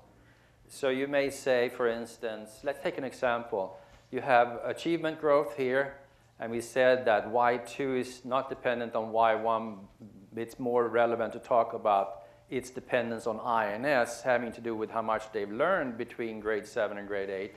But then perhaps y2 performance is directly influenced by y1 performance. If you did well in grade 7 testing, maybe you'll feel more relaxed and do better at grade 2. So there's a direct observed variable relationship. And you're not sure, you don't feel comfortable ignoring that. Is that it? That's exactly it. I have no idea. No, it's... Thanks. So that would seem to say that you have some, on top of this influence from I and S, you have some residual dependency between the y's, which can be handled by this alt approach. I haven't sunken into it to say if I would recommend it, but it can lead to, I can imagine it can lead to complex interpretations. For instance, if you just regressed y2 on y1, then you're letting I have an indirect effect on y2 via y1, and you sort of confound things. It seemed like instead you would want to have the residual of y1 influence the residual of y2, which captures the autoregressive thinking to some extent, but you're doing it on the residual instead. So you can say epsilon 2 on epsilon 1, which is possible in Mplus if you redefine the residuals as latent variables, then you can do whatever you want with them. But that's an upper course treatment. So, all right, folks, welcome back. Go ahead. Okay, just while we're getting started, I'll just make a little announcement while people are sitting down. Somebody asked to let everyone know that there are more restrooms than just the ones across the hall. If you go around the corner from the table, the registration table, there's restrooms, and also upstairs there's restrooms to the left of the cafeteria area where you stand in line. So anyway, that. And then the other suggestion was that people move in so that when people do come and they're late, that they can find seats on the outside more easily. Move to the center. Move to the center. So that's a suggestion from someone. Take it or leave it. Okay, you can get started. All right. So have we moved down? Anybody from the so-called spillover room? Very good. Welcome. You can join us here in our little intimate group of 200 people. I'm glad that the methods interest is alive and well in the US. So we are soon going to be past the introductory overview thinking and get more and more concrete about examples. And after a while, you probably wish we were back into this dreaming about the modeling pictures.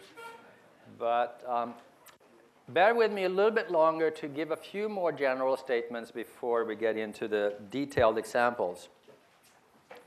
And one page is slide 52, just briefly reminding you, and you have the same picture on both sides here.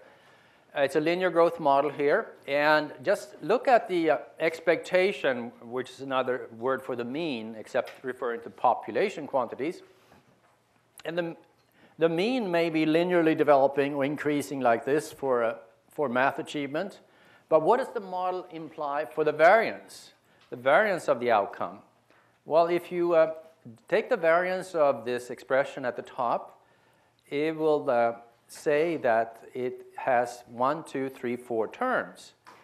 And say that including the covariance between the growth factors, say the covariance is 0, and we have constant residual variance.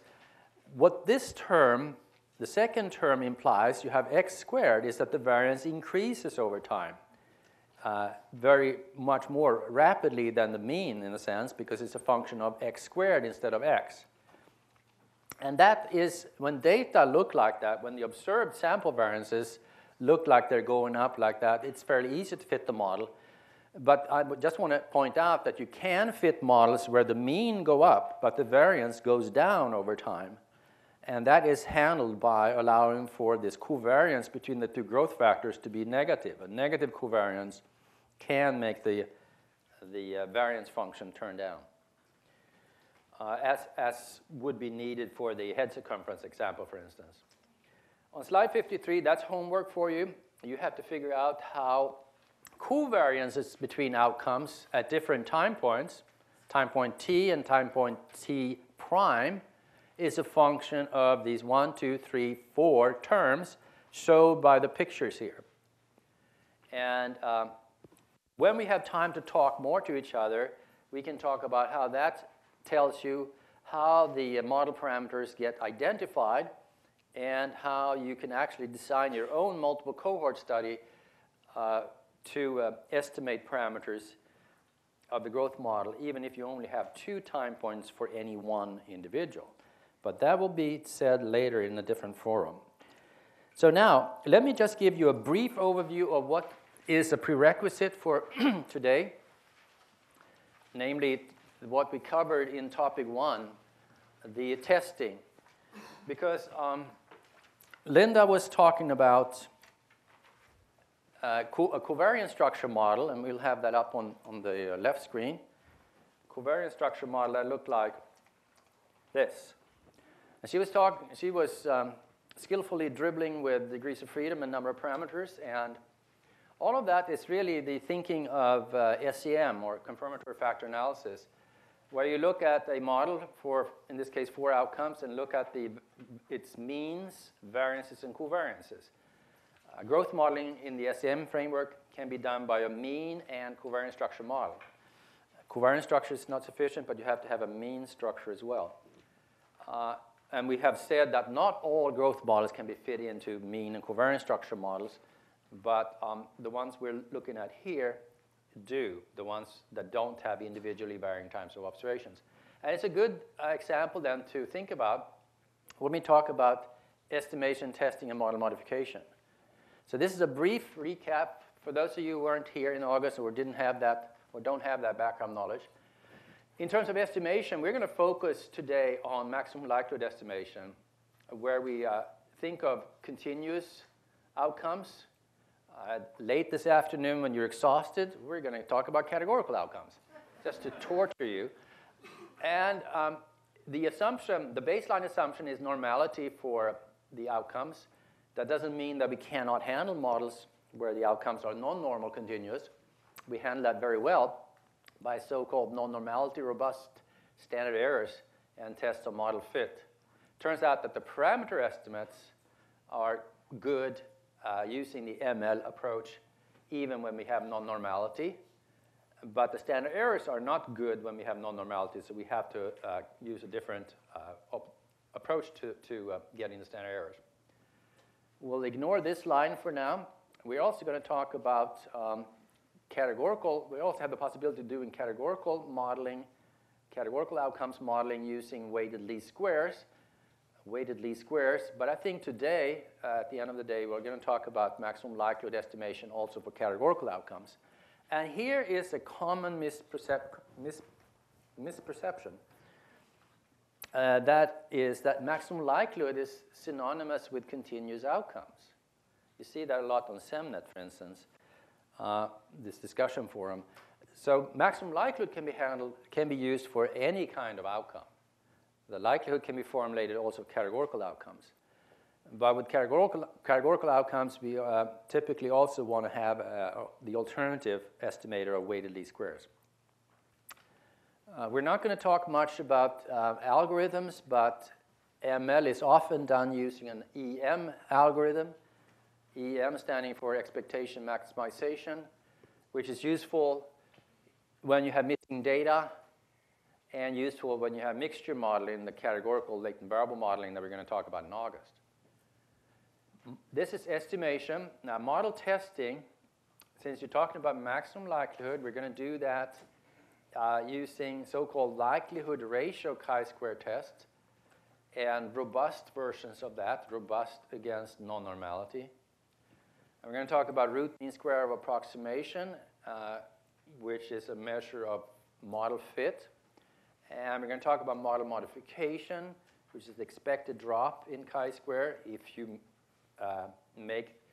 free a parameter. For instance, if you go from no correlated residuals across time to correlated them, how much does chi-square improve? Well, the model modification indices will tell you about that. This estimation talks about estimation of model parameters.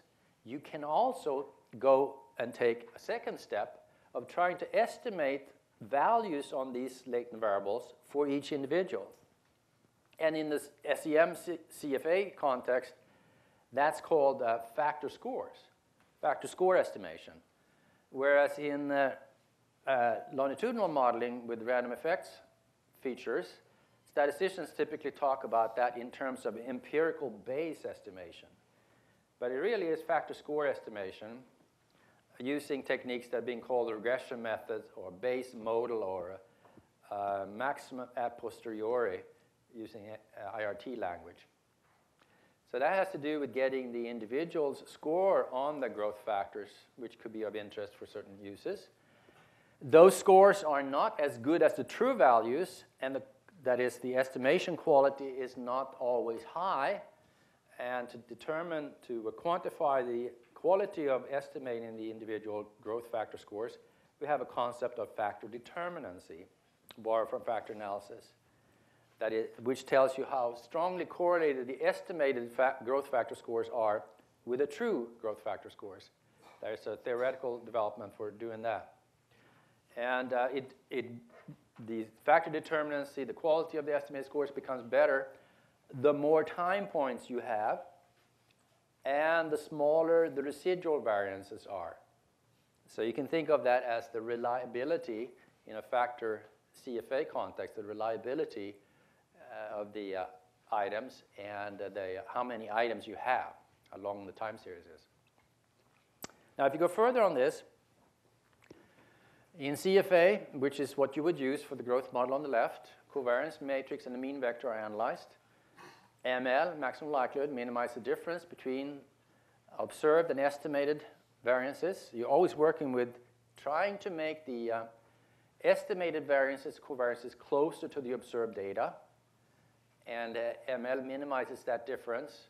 ML chooses parameter values that minimizes that difference in a very elegant, complex way using matrix terms of determinant and trace. Here, robust ML, same estimates as ML, but standard errors of chi-square are robust at non-normality, and in Mplus language, that's called MLM or MLR estimators. And then we have the chi-square test of model fit. That's the likelihood ratio chi-square test that the model does not fit significantly worse than a model where the variables correlate freely. P-values, you want them to be large, good fit. So H0 is your factor model, which is the growth model on the left. So H0 is your model, the growth model. H1 is a totally unrestricted model, as Linda's talked about. And if the P is less than 0.05, H0 is rejected on the 5% level. That's chi-square testing. Now, very often, chi-square gets oversensitive because of small discrepancy between the model and the reality being exacerbated by large sample sizes. So if you have like 5,000 observations and missing a little minor detail in the model will get rejected. So there has been a cottage industry of developing model fit indices, like the CFI, TLI, RMSEA, etc. that we talked about. And here are the suggested cutoffs suggested in the literature that you have up here, these references. And for instance, CFI is often used. You want to have values that are close to 1, say 0.96 or greater. This is topic 1 stuff. Now, here's the important one. This and the next slide are important. Degrees of freedom for chi-square testing against an unrestricted model. As Linda pointed out, The p-value of the chi-square test gives the probability of obtaining a chi-square value this large or larger if the H0 model is correct. We want high p-values. Degrees of freedom is a number of parameters in H1. There was 14 in H1, minus number of parameters in H0, which was 9. So df is 5. And the number of parameters in H1 with an unrestricted sigma is this many, 2 p times p plus 1 divided by 2, which is the number of variables, to which you want to add p plus p, because growth models have a mean structure as well. You have p means. And that's what you have on the next line here. Number of H1 parameters with unrestricted mu and sigma, mu being the means and sigma being the variances, the covariances in the population. Here is an important topic of chi-square difference testing of nested models.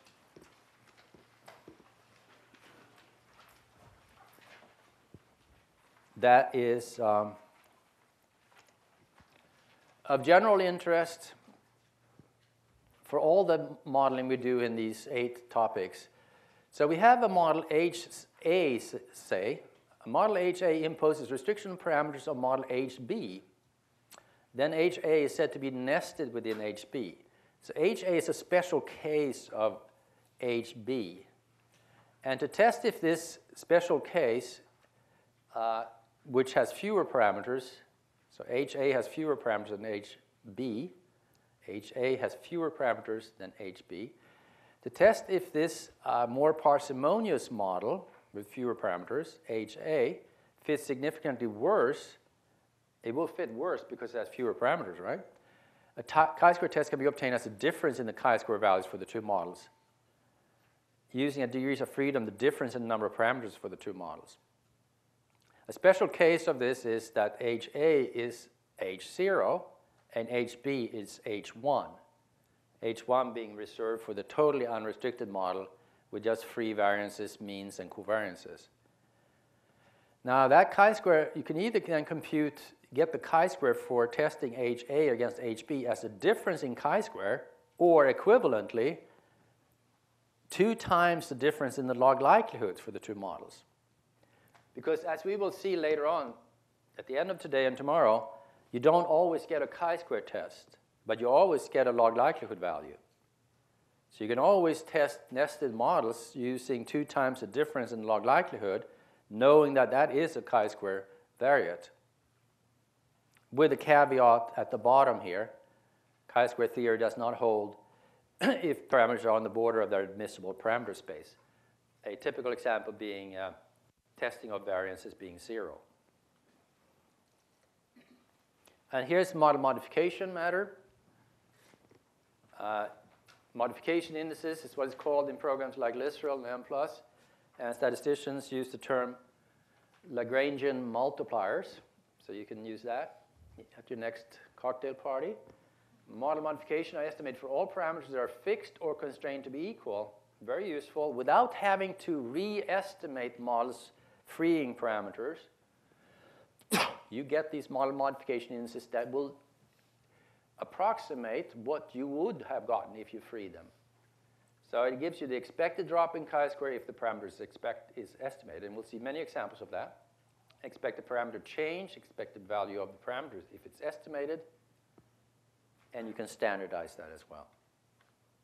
So with that, we get to Linda's part, and we're getting very close to getting very practical. Okay. Thank you. Okay, so we've alluded to the growth model parameterization as we've walked through and talked about it, but now let's look at it more seriously and talk about the fact that there are 2 different ways that growth models are parameterized or can be parameterized. And we usually use the one that I'm referring to here as parameterization 1 for continuous outcomes. It's the most common. And the second one we use for categorical outcomes and when we have multiple indicator growth models. And when I describe that, I'll explain why. So here is the invisible zero. So here's our outcome variable, y, equals the invisible zero. These are the intercepts that are fixed at 0, plus the invisible 1 times the intercept slope or intercept growth factor. So those are the factor loadings of 1 for the intercept growth factor, plus eta 1, which is the slope growth factor, times the time scores x, plus the residual. So the parameterization is to fix the intercepts, the first parameterization, to 0, the factor loadings for the intercept growth factor to 1, and the factor loadings for the slope growth factor to the time scores. As far as the means of the intercept and slope growth factors, they are free. So I'm going to also move the next slide over here. So for the second parameterization, so these alphas are the means of the intercept and slope growth factors. Now for the second parameterization, we, instead of fixing the intercepts to 0, we hold the intercepts equal. So the single new value shows that there's just a single new estimated because they're held equal. And everything else is the same, except for the intercept growth factor. You'll see that the mean is 0. So we fix the mean to 0, and the slope growth factor mean is free. So the reason that we do this, now if for continuous outcomes, if you change the parameterization to holding the intercepts equal and fixing the intercept growth factor to 0, what you would find in the estimate for the new would be the same thing as the intercept growth factor, mean. It's just shifted to another matrix. But so, they're identical parameterizations, but the reason we use the second one for categorical outcomes and multiple indicators is because let's say we have a polytomous outcome. And let's say it's got 4 categories, so it has 3 thresholds. In the parameterization 1, we would be fixing all of those thresholds to 0. And that seems an overly restrictive way of doing it. Instead, in parameterization 2, we can hold the thresholds, the 3 thresholds. Threshold 1 can be held equal over time, threshold 2 can be held equal over time, and threshold 3 can be held equal over time. So that's much less restrictive of a model and achieves the same measurement invariance that we want. And the same with multiple indicators. If we fixed all of the intercepts over time, if we had fixed them to 0, that's much more restrictive than holding them equal across time. So that's why we have the 2. They are equal in the continuous and the case with a binary categorical variable. They're equivalent.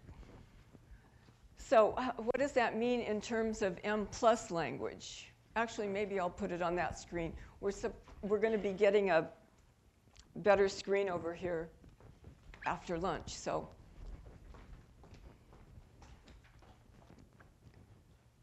okay. So here on the right screen, for parameterization 1, outcome variable intercepts, I put it in words here, fixed at 0. Growth factor means free to be estimated. Let's see how we would say that in the model command. So the model command in Mplus is the command where we specify the model. By is used to define continuous factors. And so here I say I is the intercept growth factor. Intercept growth factor by y1 dash y4 at 1. So following by are factor loadings. So intercept growth factor I, fix all of the factor loadings at 1. For the intercept growth factor S by, let's fix the factor loading for y1 at 0, y2 at 1, y3 at 2, y4 at 3. And these are our time scores, 0, 1, 2, and 3, for a linear 4-time point model. And then we refer to means, thresholds, and intercepts in the Mplus language in square brackets. So we're saying here, the intercepts y1 dash y4 are fixed at 1, I, which is the mean of the intercept growth factor, or 0, sorry. I is the intercept growth factor, S is the slope growth factor mean. So these two means are free. So the outcome variable intercepts fixed at 0 is achieved by y1 dash y4 at 0 in brackets. Growth factor means free to be estimated is achieved by I and S in brackets. So this is parameterization 1. At the bottom is parameterization 2, equal, and the intercept growth factor mean is fixed at 0. So we still have the same I by statement where the factor loadings for the intercept growth factor are fixed at 1. The same thing for S also. But here in brackets we have y1 dash y4, which refer to the 4 intercepts. And then afterwards we put a number in parentheses. And a number in parentheses indicates that those parameters should be held equal. So that's just another language thing in Mplus. And then below this, we have in brackets I at 0, which says the intercept growth factor mean is fixed at 0. S, just being in there, says the mean of the slope growth factor is free to be estimated. So as we now start going through examples, I will be pointing out to you which parameterization we're using and what you should look at in the output to be sure that it's coming out correctly. And we also will be talking about a special growth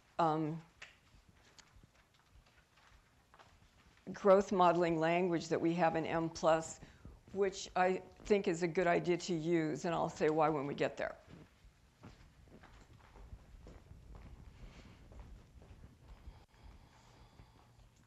Okay, so let's talk now about the steps. So now you have some background and you're ready to do a growth model, and what are you going to do? How do you get started? And if any of you who came to the last two topics 1 and 2 know that we're very much into doing things stepwise. It's the safest thing to do.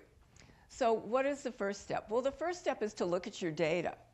You want to always, whatever analysis you're doing, you need to understand your data, make sure it's correct, see what it's telling you, if it makes sense, whatever. So you want to look at your means, variances, correlations, univariate, bivariate, everything you've got there. And try to determine the shape of the growth curve. You might have theory that predicts the shape of the growth curve. Or you can also look at your data, and Banks showed that a little bit earlier. In Mplus, you can look at individual plots of the data. You can randomly select them or look at 10 and 10 more, whatever. It's easy to do, and it'll give you an idea about what shape the growth curve might take. You know, what's going on? Does it look really like, you know, it changes every year, the score changes +5? Or does it change +5 and then +10 and then +5 and whatever? But you have to look at it. That's the only way you're going to get an idea. And look at individual plots like Banks showed and see, do most people look like they're having the same shape but just a different starting point and maybe a different growth rate, or is there more going on in there? You know, that can give you an indication also of perhaps the need for growth mixture modeling. Maybe you have some unobserved heterogeneity in the data. Maybe they don't come from the same population. So anyway, that would be the next thing. You also want to take a look at your means and variances. And as Banks pointed out, the growth model itself expects the variances to increase over time. But if they decrease over time, this can create problems in getting the model to fit. So you want to take a look at that. You want to fit your model without covariates as a first step, probably just using a linear model just to see what happens there. And then make modifications as needed. Once you get a well-fitting model, that's the time to add covariates to see if you can explain the variability in where people start in their growth and how they develop. So that would be your goal. That's why you're interested in adding covariates.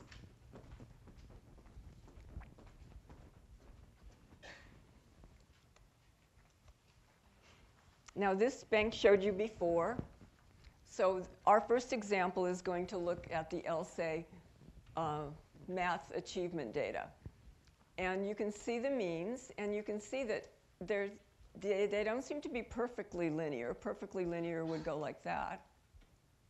There seems to be a little upturn in 10th grade. And you can see the individual curves. You know, this one looks, the highest one looks pretty linear. The lowest one looks like it has an upswing in between grades 8 and 9. This person looks like they had a problem in the 8th grade and then they got back on track. But you know, you can learn a lot by looking at that. You know, you might pick out 2 different things you're seeing, which would suggest, as I said, the need for growth mixture modeling. So let me leave that actually on that screen.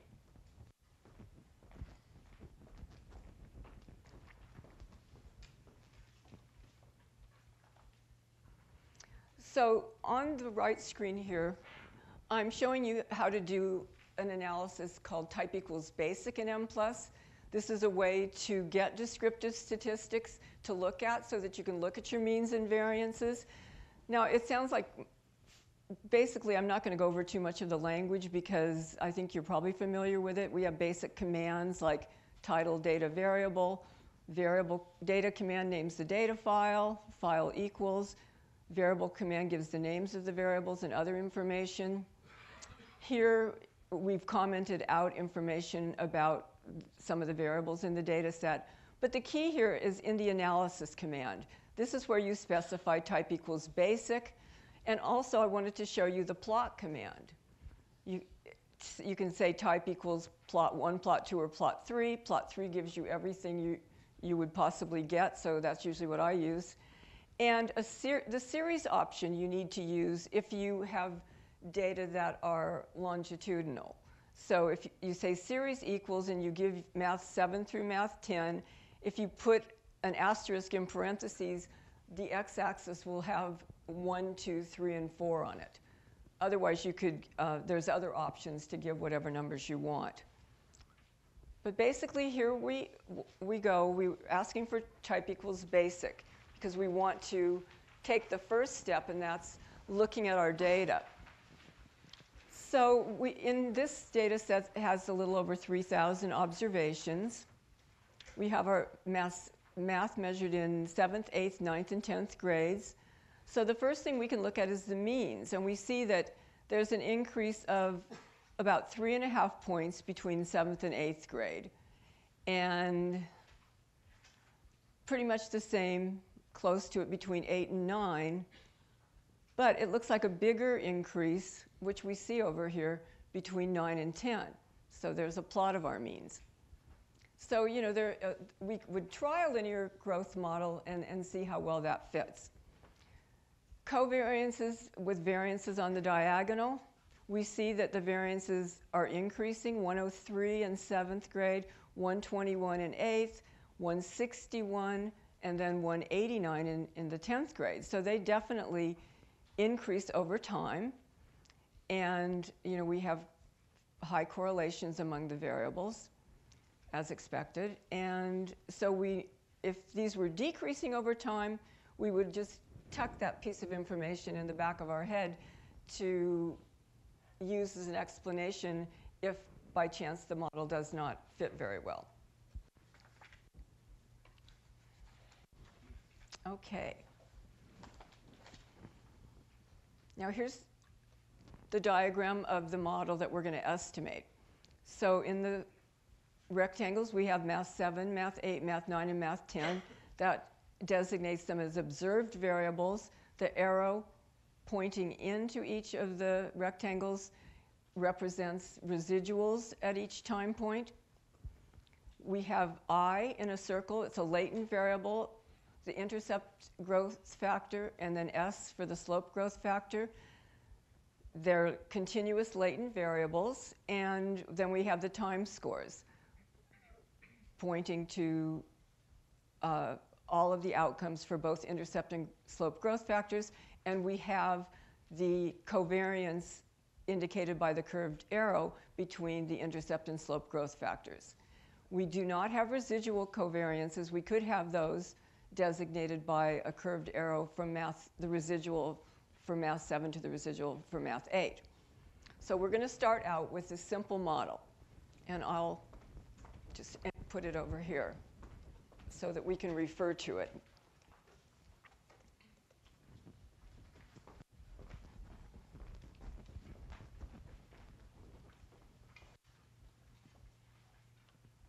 Okay, so now I'm going to show you the input for the LSA linear growth model without covariance. So the model over there on the left. How do we set this up in Mplus? So we're just going to go straight to the model command where we specify the model. So we say I by math 7-math 10 at 1. Now we can use, because the use variable list, because math 7 through math 10 are consecutive in the names and use variable statement, we can use this list function of the dash. So math 7 dash math 10 at 1. Now for the slope growth factor, we use the time scores of 0, 1, 2, and 3. So math 7 at 0, math 8 at 1, math 9 at 2, math 10 at 3. Here in square brackets, we fix the intercepts of the outcomes, the math variables at 0. And in the bracket statement next, we free the means of the intercept and slope growth factors. So this is in line with what we've been talking about.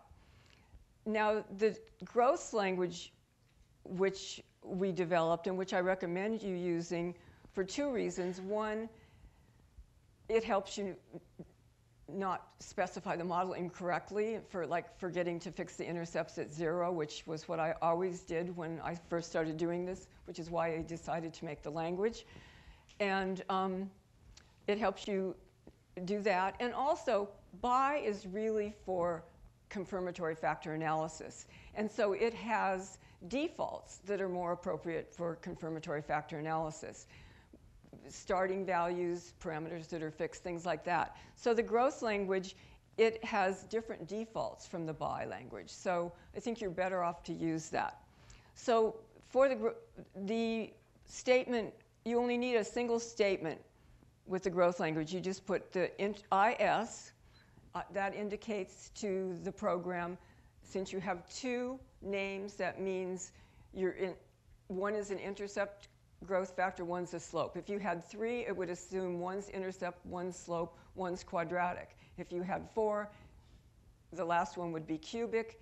If you had 1, we would assume you're estimating an intercept-only model. Okay, so this 2 indicates a linear model. I is the intercept growth factor. S is the slope growth factor. So all you have to really give is the part after by in the model command, just math 7 at 0, math 8 at 1, math 9 at 2, and math 10 at 3. We fix the intercept factor loadings to 1. We fix the intercepts to 0. And we free the intercept and slope growth factor means. So that's that. And then we want to take a look at our model results, which I'm just going to keep doing this on this screen. And always when you're looking at your model results, you want to verify that what happened is what you expected to happen. So here's our I by statements. And what did we expect to happen? Well, first of all, let me tell you what the columns of the output are for those of you who aren't familiar. The first column is the parameter estimate. The second column is the standard error of the parameter estimate. The third column is the ratio of the parameter estimate to its standard error. And the last column is the p-value that's associated with that ratio, which is a z-score. So what do we see here in the first column? We see 1s, and that's what we expected. We expected the factor loadings to be fixed at 1. Since they're fixed parameters, they don't have standard errors, and the ratio cannot be computed, so we give 999, and the p-value also can't be computed because of the 999. So that's what you would see with a fixed parameter. The slope growth factor factor loadings, we expect them to be fixed to 0, 1, 2, and 3, and they are. So we're verifying that that is done correctly. Now, the other part of the parameterization on the next slide is that we want to make sure that the intercepts of the outcomes are fixed at 0. And sure enough, if we look under intercepts, we see that for Math 7 through Math 10, all the intercepts are fixed at 0. So we've got the growth model set up correctly, and now we can look at our parameter estimates. So first of all, remember, I and S, the intercept and slope growth factor, are random effects, so they're going to have a mean and they're going to have a variance.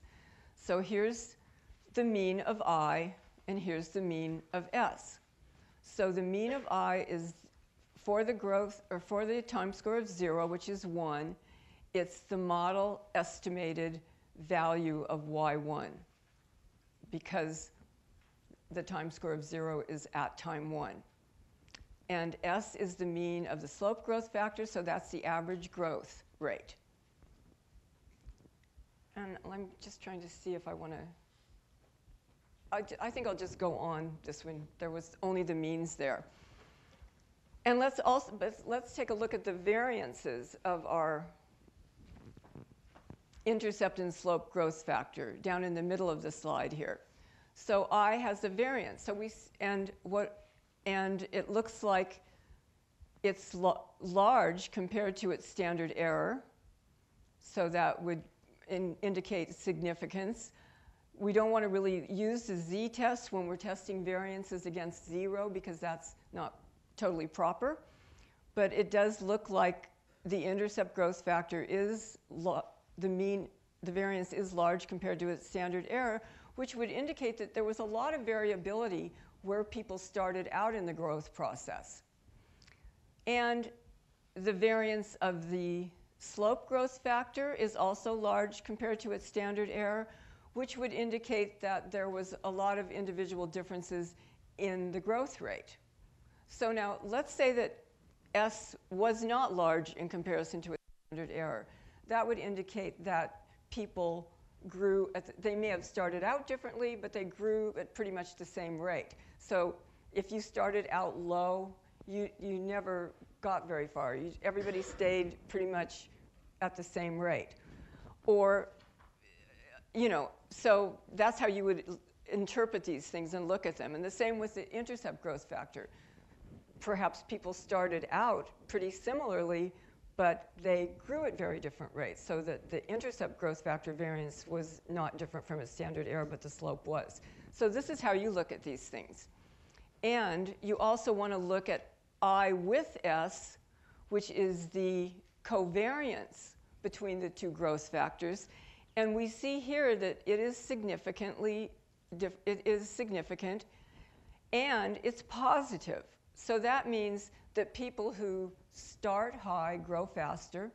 So high starting points are associated with high growth rates, and lower starting points are associated with lower growth rates. So you could have, that could be negative also, or it could not be significant. So the means, variances, and covariances of the growth factors is how the growth model helps you to understand individual variability, individual differences. And then we have our residual variances of the outcomes. And remember I said that in the long format, they are held equal. And you can see here, they are pretty close, 17, 18, 16, 17. But in many cases, they aren't going to be close. Some may be larger than others, in which case imposing that equality constraint could make other parts of the model misspecified. And then let's take a look down at the bottom, and what do we see?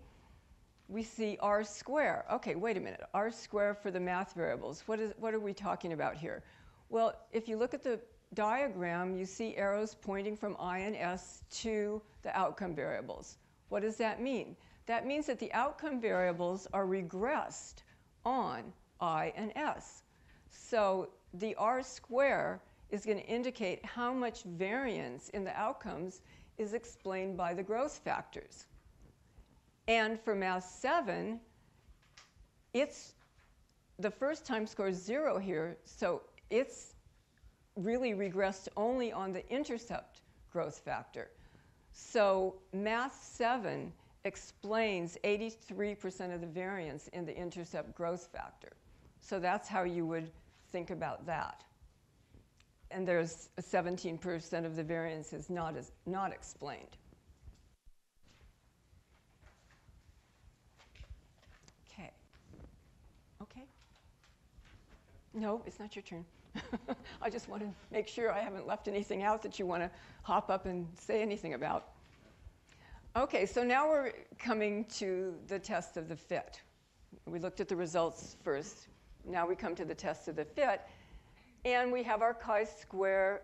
We're looking for a p-value greater than 0.05, which we don't find. But we also have over 3,000 observations. So this could perhaps be the issue that chi-square may be too sensitive. CFI and TLI certainly look good. They're both 0.99. The RMSEA value, though, is a little larger than one would hope for, although SRMR is okay. So when you have mixed fit statistics like this, you want to keep in mind that it looks pretty good, but maybe you want to look at modification indices or think about other things that you might do for the model. And Bengt mentioned to you, so I had asked for modification indices in the analysis. And we get the modification indices, and in Mplus, this is how it looks. The first column is the modification index itself. That's the drop in chi-square that you would expect if you freed the parameter. And then there's various other, you get the expected parameter change and some standardized versions of that. But let's focus just on the modification index and talk about it a little bit. So I by Math 7, they're suggesting that could be changed, and I by Math 8. Well, those are the time scores that are fixed at 1. So we really can't change those. Modification indices are given for every fixed and parameter and every parameter that's held equal. The program doesn't say, gee, does that one make sense? Let me only print the ones that make sense. We can't do that. So we have to do that, check ourselves. So we don't want to touch those guys. That's not good. The S-BIs, though, those are considerations. They're suggesting Math 7 or Math 8, and because we could free a time score. So that's something we could think about, but 7 and 8 didn't seem to be the ones that we would have wanted to free. It seemed like it was more at the end where we visually saw the misfit. Then the with statements here for the observed outcome variables, the math variables, those would indicate that we would be freeing residual covariances. So those are definitely things that can be considered. And you can see that, so we have 9 with 7, 9 with 8, 10 with 7, 10 with 8. The largest one being at the end, or rather 10 with 8. And then we have 9 with 10. So it seems there's something going on that we might want to think about. And we also want to remember one other thing.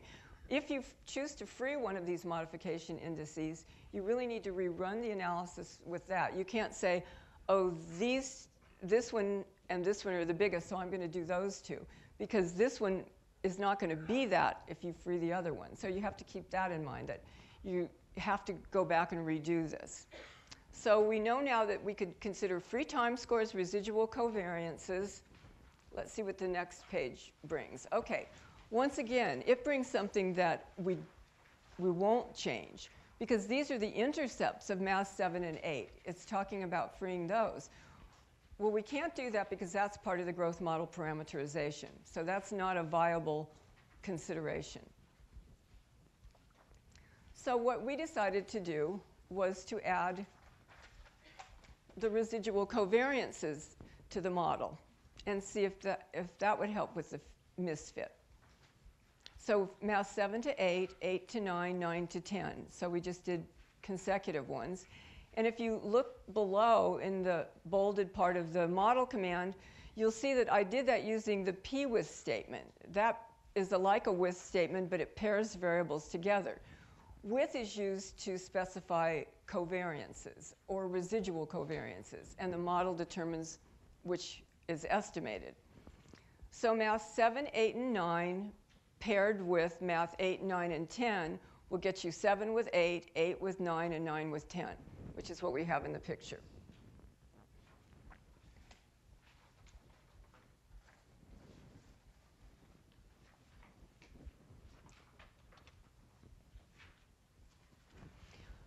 Okay, so we still have not achieved a p-value of greater than 0.05 here.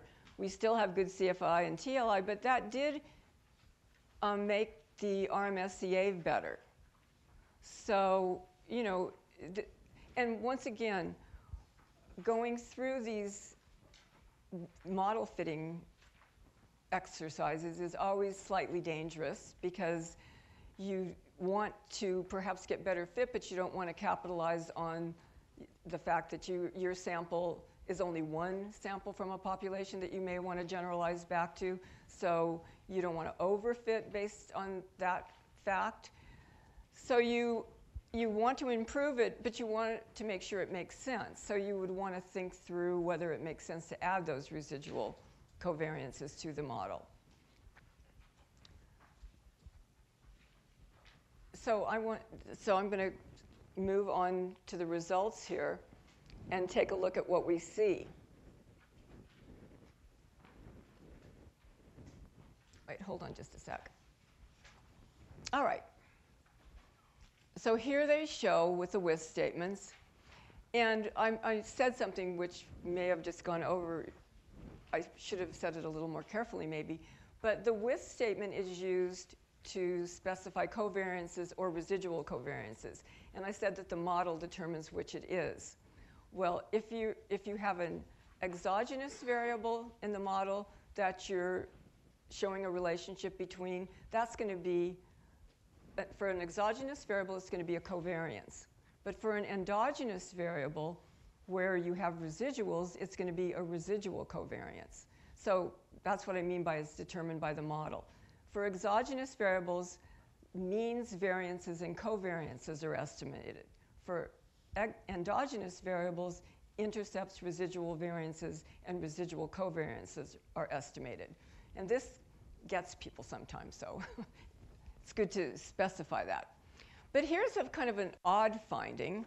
So we have the residual covariance between mass 7 and 8 is negative.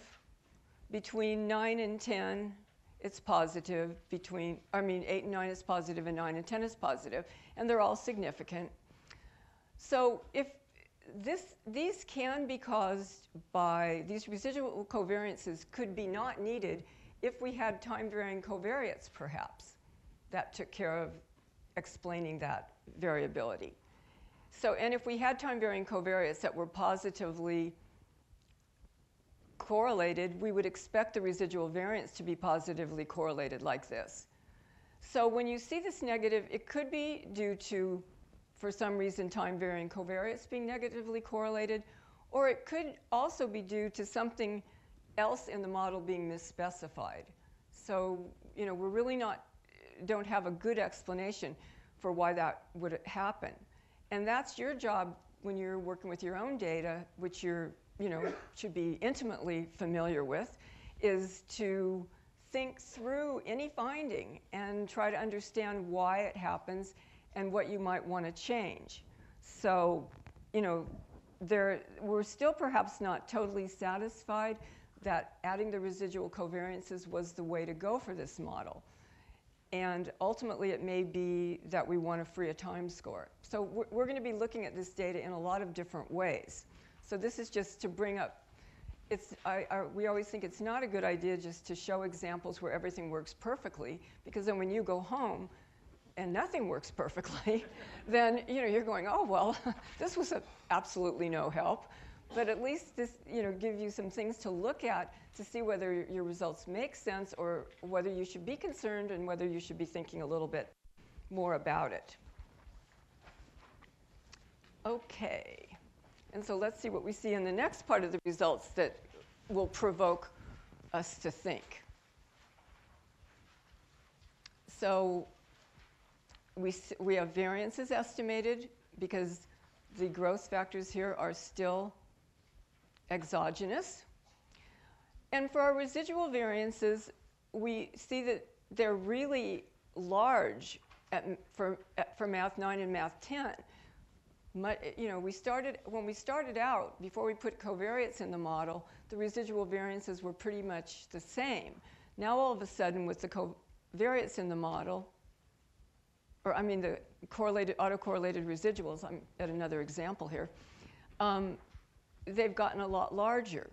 And we wonder why. Well, we know that the model itself can take increasing variances, but it could be that the model can't cope with the variances increasing as much as these are. So it may be that for Math 9 and Math 10, there are actually other covariates that are needed to explain the variability of the growth. So, of the left out covariates. Because when we have a residual variance that's large, we say to ourselves, okay, we've regressed something on covariates. We have a residual variance that's large. That means we could have more covariates to explain the rest of that. So I and S are the covariates. The two growth factors are the covariates for the outcomes. So what we're saying is that there could be something besides I and S to explain the variability at 9 and 10. So the growth model isn't sufficient to explain the variances or the variability in the outcomes. So now something else that we can look at are residuals. So in the output command, you can ask for residuals, and the output will look like this. Estimated, model, and residuals. The residuals are observed minus estimated. So the first thing we give are the model estimated. So these are the model estimated means of Math 7, Math 8, Math 9, and Math 10. And these are the residuals, so observed minus estimated. And they don't look particularly big when you look at how big the math means are. But then we look at the standardized residuals. And there's z-scores, so anything over 1.96, we're going to probably want to think about. And except for Math 9, they're all over that. They're either over or underestimated based on the positive and negative values. So what that would point to is that probably the misfit is in the time scores. So that applying the linear time scores to that model might not be the best fitting model for that data. So we could consider looking at freeing one of the time scores.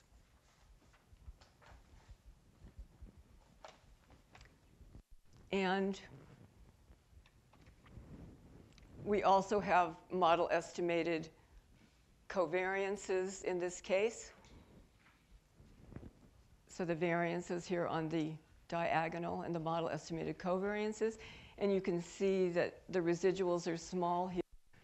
And then if you go on to the next page, what we're mostly interested in is the standardized residuals, which you can see a lot of 999s, which means they couldn't be computed because of division by a negative number. For the ones that are computed, you can see they're small. So I would assume that the problem that we're finding in the misfit is in the means, not in the covariances and variances. Now it's your turn.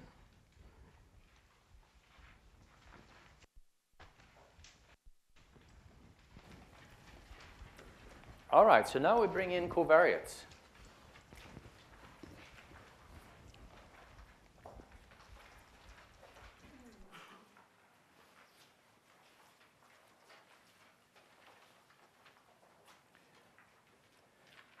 And we have alluded to the existence of two types of covariates, the time invariant and the time varying. And the time varying are, they're the harder ones to model with. So particularly this afternoon after lunch, we're going to talk about them in more detail. But the distinction between them is easy to make. They vary across individuals in both cases, but one of them doesn't vary across time, whereas the other does. And here's one way of drawing this. You have the outcomes still up here. You have the growth factors. You have a time invariant covariate W here. And here sits 4 time varying covariates. So that is then the same variable measured at 4 different time points. And typically, we're going to take a look at several different versions of this, but a standard approach here is that we think that each time varying covariate influences its outcome at that time point. So straight up arrows here. One could imagine that you have a lag, so the time varying covariate at time 1 could influence not only y1, but also y2, maybe y3 and y4 as well. But this is a typical setup. And you can have the effects of the time varying covariates can vary across time if you want to, or they could be held equal across time. All of these covariates are freely correlated, as indicated at the bottom here. And they're not part, that correlational structure is not part of the model. Just like in regression analysis, these would be the so-called X variables, 5 X variables, and they're freely correlated in regression, and our model is not formulated for them, but it's formulated for Y conditional on them, or for Y given those X's. Likewise here, you don't even talk about the correlations among these in Mplus.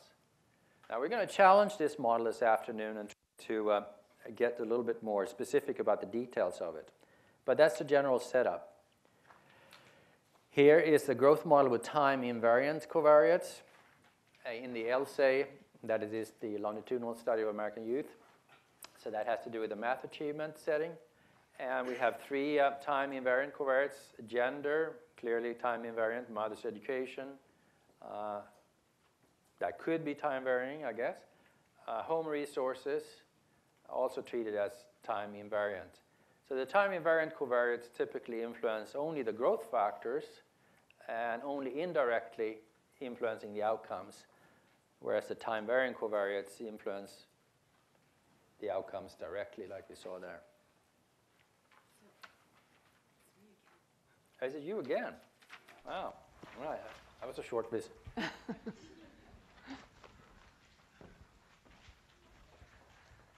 Okay, so Bengt showed you the picture. Actually, I'll put it over here. Let's see, what's the number? 86.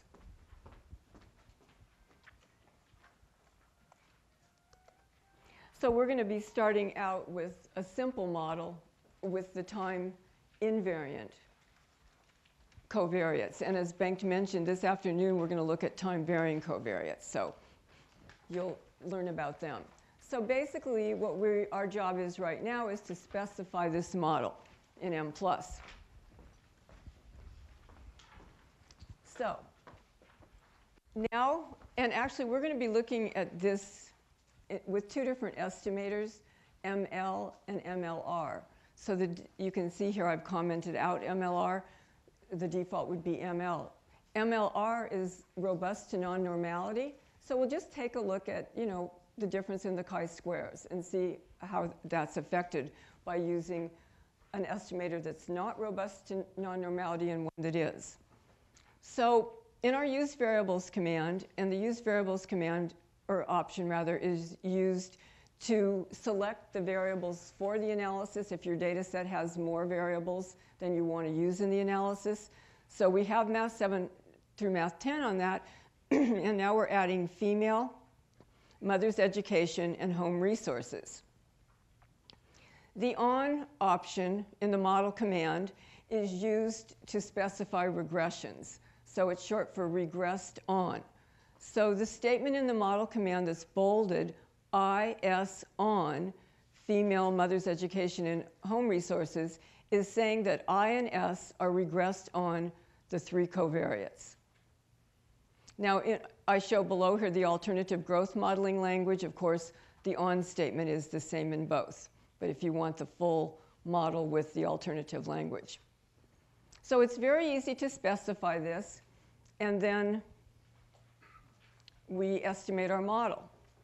And when you add covariates to the model, you always want to check to make sure everything doesn't fall totally to pieces, you know, that you have similar, that the fit doesn't go bad. I mean, if you add a covariates to the model and the fit gets really bad, it could imply the need for direct effects from the covariates to the outcomes, you know, because those are left out in this model. And so you want to take a look at that. You also want to check whether your main parameters look pretty much the same. So our fit statistics look good still, so it didn't really change the fit. And now we also, okay, but that was for ML, and let's look at the fit for MLR. So and let me put the other one on this screen. So 88.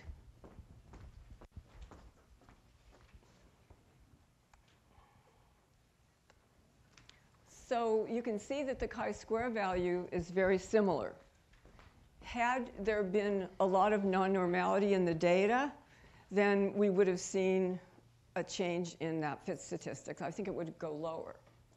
Yeah, so it would go lower if there was a lot of non-normality. So that's kind of an ad hoc way to check non-normality. You know, if you use a non-normality robust estimator and it changes your chi-square, well, that was probably the reason it changed it. So,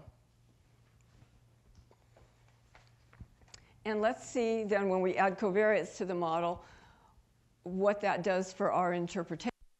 So the idea is that we have variability in our intercept where people start and variability in how they grow, and we want to understand why is there that variability. So we have added covariates to explain that variability. And what do we see? For the intercept growth factor, looking in the third column, we see that all 3 covariates have significant relationships with the intercept growth factor. In column 1, the estimates show that they're all positive relationships.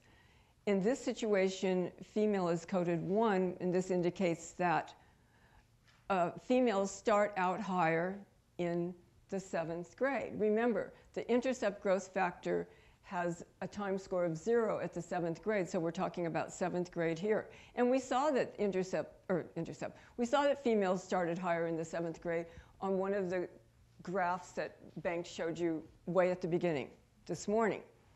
And we see mother's education. And then remember, let's take a moment to think.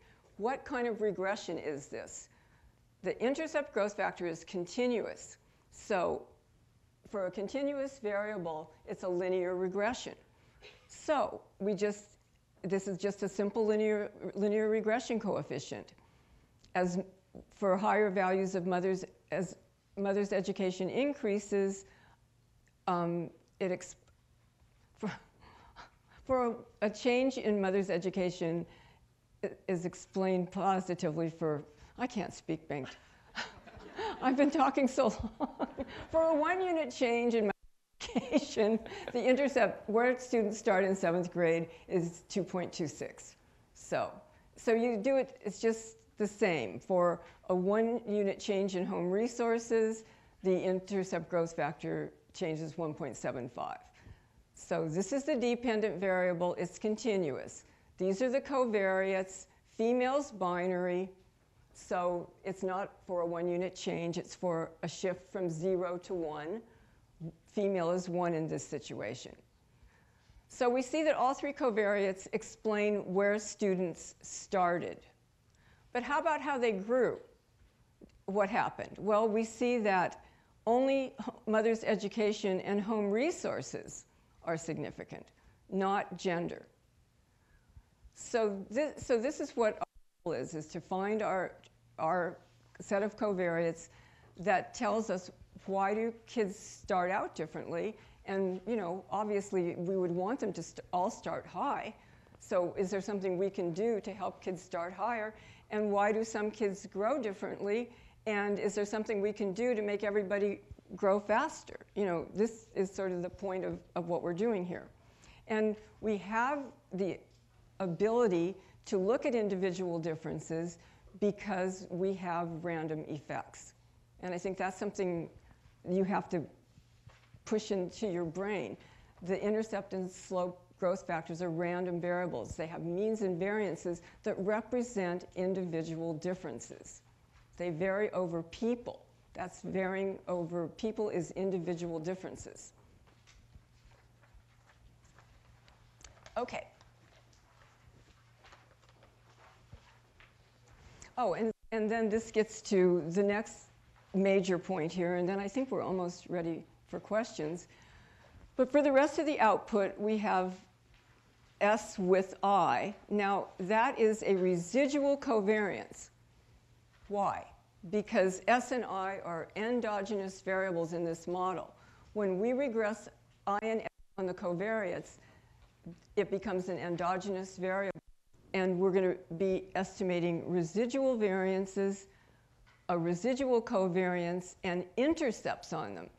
We're not going to be estimating means, variances, and covariances anymore. And that gets people confused because they go, well, my mean changed signs. Well, no, it didn't. You have an intercept now. But what if you want to know what the means, variances, and covariances are for your growth model? Then you ask for TEC4 in the output command. TEC4 gives you the model estimated means, variances, and covariances for latent variables in the model. Oh no, there's lots left. Okay, so here are the means. So these are the model estimated means from TEC4. And you actually see that you get them here for female mothers, education, and home resources, which are observed variables, but they can show up as latent variables just because they end up in the beta matrix. That doesn't really make any sense. But anyway, in Mplus, we have a beta matrix. It's for latent variables regressed on latent variables. We don't have a matrix for latent variables, latent variables on observed variables. So these have to be turned into latent variables. A one-to-one correspondence doesn't change anything. Things hop around from matrix to matrix, and it's really of no importance and doesn't change anything. It's easier for us to do that than to make a whole nother matrix that would accommodate latent unobserved. I hope that made some sense to somebody. Okay. So anyway, so that's our TEC4. So when you add covariates and your means look funny, remember they're not means anymore. And your variances aren't variances anymore, and your covariances aren't covariances anymore. You've got to go to TEC4 if you want to get those values. Now, then I'm going to fairly quickly go through this. But anyway, so we want to know now our model estimated mean and individual growth curves with covariates. So we know what our model is, and we want to know what our growth factor means are when we have covariates in the model. So we want to know the mean of A to 0 and the mean of A to 1. We want to know the outcome means, so the means of the observed variables, and we also want individual predictions. So we see the formulas here, and then I've also put them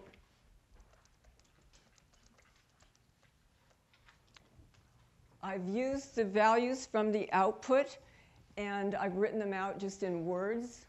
So these are model estimated means are available using TEC4 and residual option of the output command. So what we got from TEC4 for latent variables, you can get also from the residual option. So what do we know? We know that the estimated intercept mean is equal to the estimated intercept plus the estimated slope times the mean of the covariate female, and the estimated slope of mother's education times its mean, and the estimated slope of home resources times its mean. And then I just pulled the numbers out and showed you what it is. and the same for the slope. So these, I think, you can actually just look at and go through. I think that's pretty clear. It's just a regression equation. The mean is equal to the intercept plus, so A plus B times X, B1x1, B2x2, B3x3. And over here, it's in terms of what we saw in our model. So the mean of, it's alpha sub 0 plus gamma times the mean of W. So these are just all regression equations up here, and then their means. Because I want to move on to the topic of centering. So this is not centering as in subtract the mean of the variable to center it. This is centering as in determining the meaning of the intercept growth factor. So the first bullet here says that centering determines the interpretation of the intercept growth factor. And the centering point in a growth model is the time point at which the time score is 0. And so far, we've been working with a situation where the first time score is 0. And we said that that is called initial status. Well, we can also estimate the model for different time points, different centering points, and depending on the interpretation that we're interested in. For example, we might be interested not in initial status, but in final status. So we would make the centering point, or the time score 0 at the last time point. Or we might be interested in changing the centering for each time point, having 4 analyses, let's say, time score 0 at the first, second, third, fourth, for 4 different analyses, because that allows us to understand what explains the variability in the outcome at that time point. So when it's initial status and we regress the intercept growth factor on covariates, we're explaining time point 1, the variability of I at time point 1. When we do it at the last, we're explaining it at the last time point. So it depends what you're interested in. But if you do this and you change your centering, you will get the same fit statistics, exactly identical. So if you change the centering point and you don't, then that means you made a mistake. Because if you did it correctly, you'll get the same. And I'm just briefly at the bottom here showing you how. OK, so time points 1, 2, 3, and 4. You know centering at time point 1 because we did it. 0, 1, 2, 3. So all you do, if you want it at 0, you just subtract 1. So if you subtract 1 from 0, it's minus 1. 1 from 1 is 0. And then 1 and 2. So if you want it to be at time point 2, 2 minus 2 is 0. And so then you have to minus 2 all along here. And you get minus 2 minus 1, 0, 1. And if you want to center at the last time point, which is 3, 3 minus 3 is 0. So you have to subtract 3 from everywhere else. And you get time scores of minus 3, minus 2, minus 1, and 0.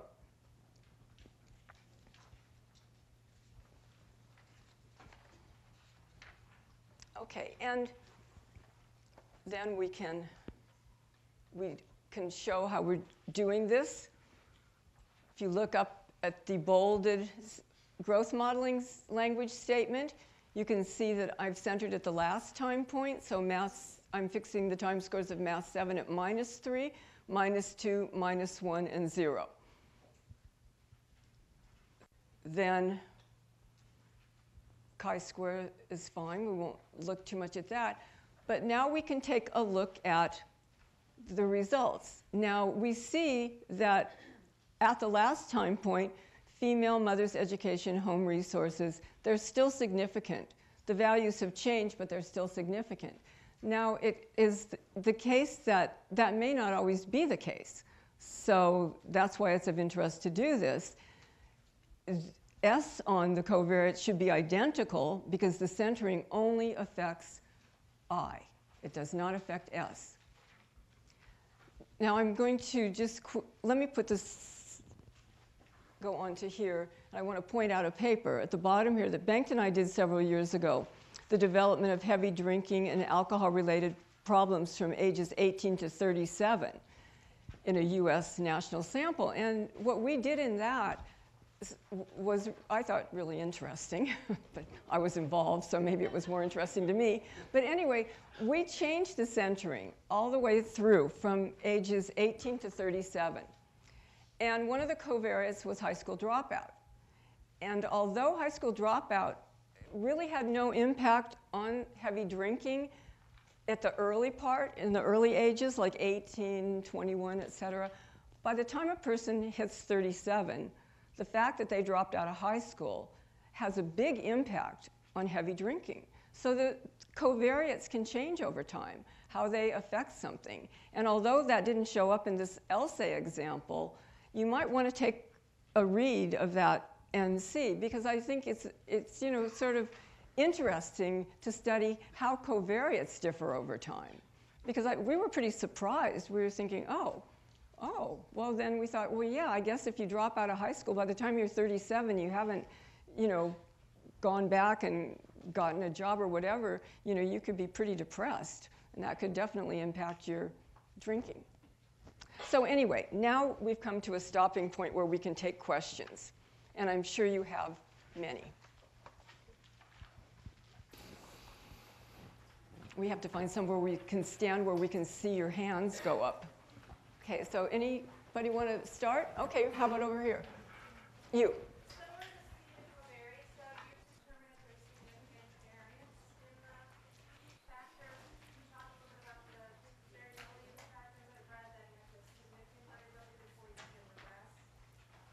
Do you understand?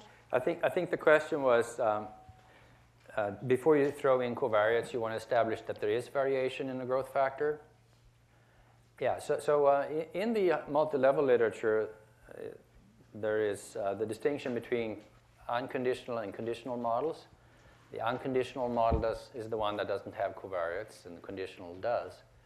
So yes, you would like to establish in an unconditional model that there is some variation in the growth factors to be explained. And then take the second step of actually trying to predict the variation by covariates. Sometimes, though, it happens that the variation in the growth factor, say a slope growth factor, may be rather small and even insignificant if you dare to use that z-score. But when you add the covariates, it turns out that the covariate can still explain variation in it, in the growth factor. And presumably that happens because you have more power when you bring in a covariate into the model. You have more information about covariance between the covariate and the outcome. So even though you have a variance in a growth factor like a linear slope that looks rather small, I would not let that stop me from bringing in covariates and exploring them. And actually, you can have covariates that influence a growth factor, like a slope, without there being any residual variance left in that slope. So you can have S on X, or say S on W, and S at 0. S at 0 meaning the residual variance of S is 0. I think Rodenbush and Bragg's book talks about that in terms of a varying growth factor. For instance, W could be gender. And all that implies is that the two major genders, have different mean of the slope growth factor. Okay, more questions. You want to have lunch, don't you? Here we have questions over here. On slide 72. Slide 72. You claim the variances of the interception slope and the covariances were significantly large. However, looking at the z-test, or the p-values isn't really appropriate there. What do you base that on? So you have significance here, so the p-value is 0. Is that what you mean? No, I think you're asking about testing a variance against 0. Yes. Yes. What's the question? So 0 is on the border of the parameter space for a variance. So if you test against a 0, I don't really, you can say this better than me, I think. Is that the question, though? Yeah. No. I think she framed it that the p-value isn't really appropriate when you're determining significance. Right. When it comes to variance, there's a controversy here regarding variance testing, be it by z-test, or if you square a z-test, you get a chi-square test, and likelihood ratio chi-square testing. When you test on against a value on the border of the admissible parameter space, variance of 0 is at the border, then those tests don't behave well. So there is some writing in the statistical literature on caveats in this kind of testing, and there are some alternatives. But I would say there isn't quite convergence on philosophies here, what to do. There are some attempts in the literature. If you email me, I can give you references for it. So we tread lightly here, and Linda was careful to say that it looks like the value to the standard error is large, but she didn't really talk about a test here. Mplus does print out two-tailed Peel values all over the place, sometimes not in places where you wouldn't trust them, but that happens very rarely. So that's my short description of that. Yes, we have a question down here. Yes, on 96 and 97. Okay, you do 96, Bengt. I'll do 97. The first question is, were these, did you calculate them, or do they turn out? No, I calculated them. They don't come out. Okay. The second, can you get this for the individual? So when you obtain, say you want to obtain an estimated Yeah, let me just, individual. it's just a regular regression equation, like it's shown, wait, which, I know it's here, right near here. Okay, on slide 95 at the bottom, estimated outcomes for individual I. So it's y, the y for person 1 is equal to the intercept growth factor plus the intercept slope growth factor times xt for that person's intercept. I'm not being very clear. Okay, so here's for individual. So for that individual, you take his intercept growth factor plus his intercept slope growth factor times the time score. Right, so it's just because in the model, it's y on x, y on I and s. I and s are covariate, so it's just like a regular regression prediction equation. So let me say that difference. So not everybody might have heard that. So means, the means that were calculated here, they are provided by Tech 4. But an individual's value... But not in that way. Well, it's calculated in that way. No, but what I mean is that doesn't come out in the output. No, it comes out in Tech 4. I thought that's what you were asking. It comes out in Tech 4. These means come out in Tech 4. So the Tech 4 values are computed in this fashion. But then you asked about the individual values. They are not provided by the program. But what you're provided by the program are the estimated factor scores for eta 0, which is eta 0 hat and eta 1 hat. Right. And from that, you can have an Excel program You can to do compute. You can do it in define. You can do it in define too, You can yes. use the define command and just say, You define a new variable as a function of your estimates here, your factor score values, which you have saved in a file, multiplied by that time score. see, if you say save equals factor scores in the save data command, these are factors. So you'll get one for each person. Yeah. Yes, back here. But that word slope should be intercept at the top here on the left-hand side. Estimated intercept plus estimated intercept, email times sample mean. Here on the slide 96, estimated intercept mean is the estimated intercept, Is the intercept of the intercept which is growth factor. we're talking about alpha 0 here, plus the estimated slope, which is gamma 0, times the mean of W. I guess I should point down here, actually. Yes. So it is confusing that we talk about intercepts and slopes in two ways, parameters and growth factors. So But we have to get used to that because that's how it is. no, it is confusing. But Let's just say a summary. So you have an intercept growth factor, and it can have a mean, a variance, and a covariance in an unconditional model.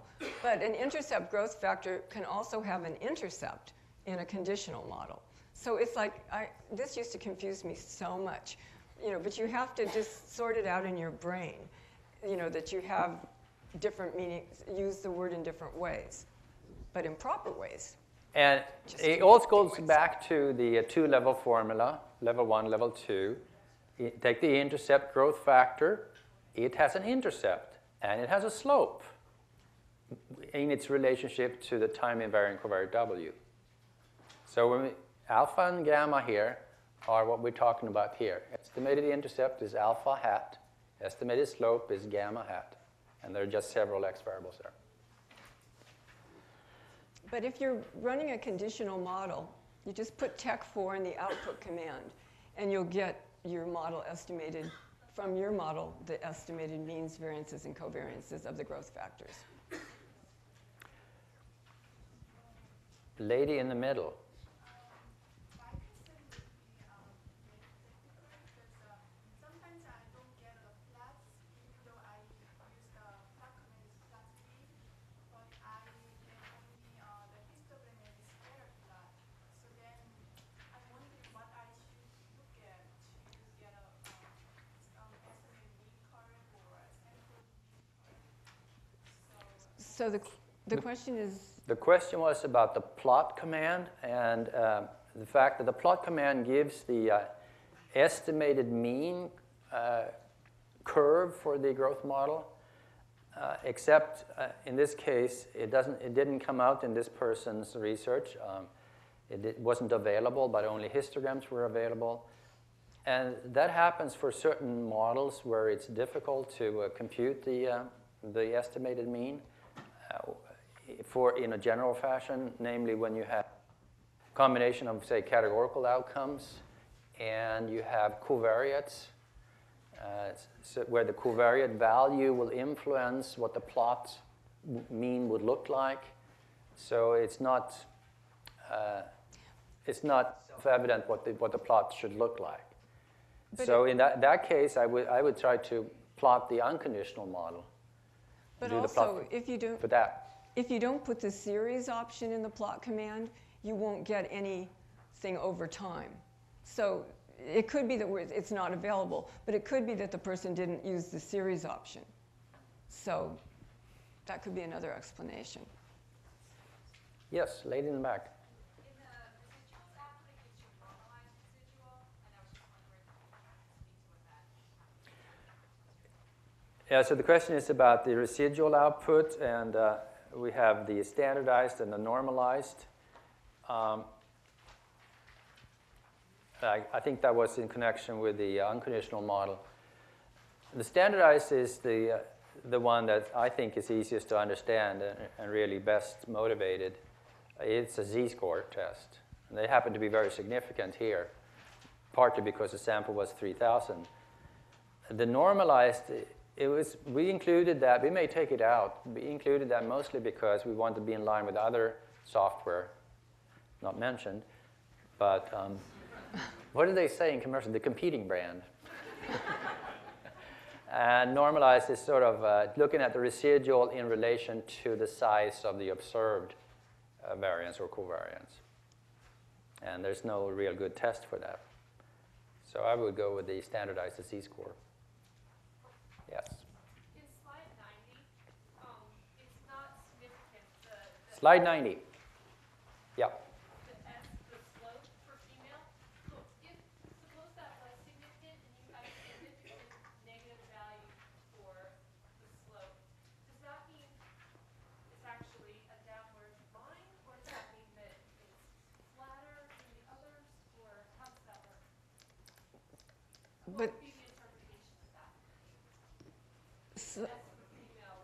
But slope and, yeah, So if that had been significant here on slide 90, 90. then what would that have looked like? Well, female is a binary covariate, And it just, being female or male, shifts the mean of S. So you can think of it in terms of this plot here that we started with. And we said that males overtook, males are up here and females are up here. So this says that females then have lower slope mean. That's how you would interpret it. Both of them have a positive mean. The mean is positive, but females have a lower positive value on the mean, so it's a lower growth rate. And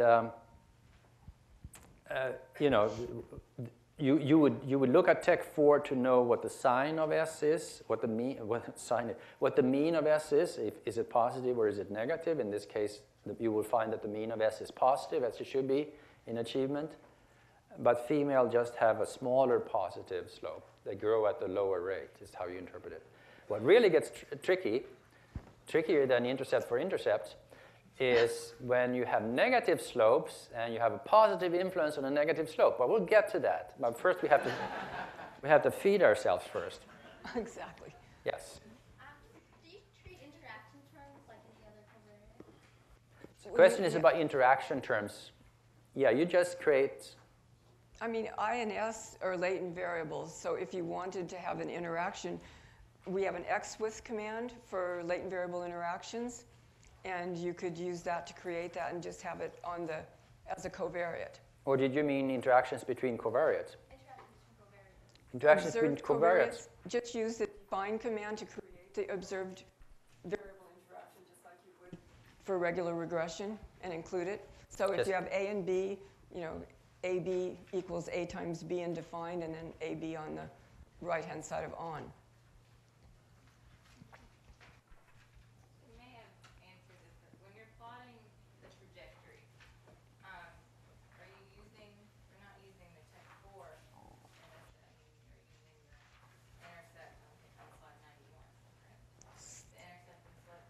So when you're doing say that this would be a plot from the estimated growth model, what has been used here? Are we using the intercepts of the growth factors, or are we using their means?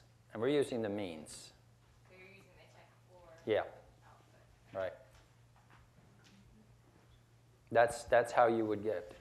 Or put another way, we're using all the pieces. We're actually using the parameter estimates, the intercepts and slopes in that regression, which will give us the mean.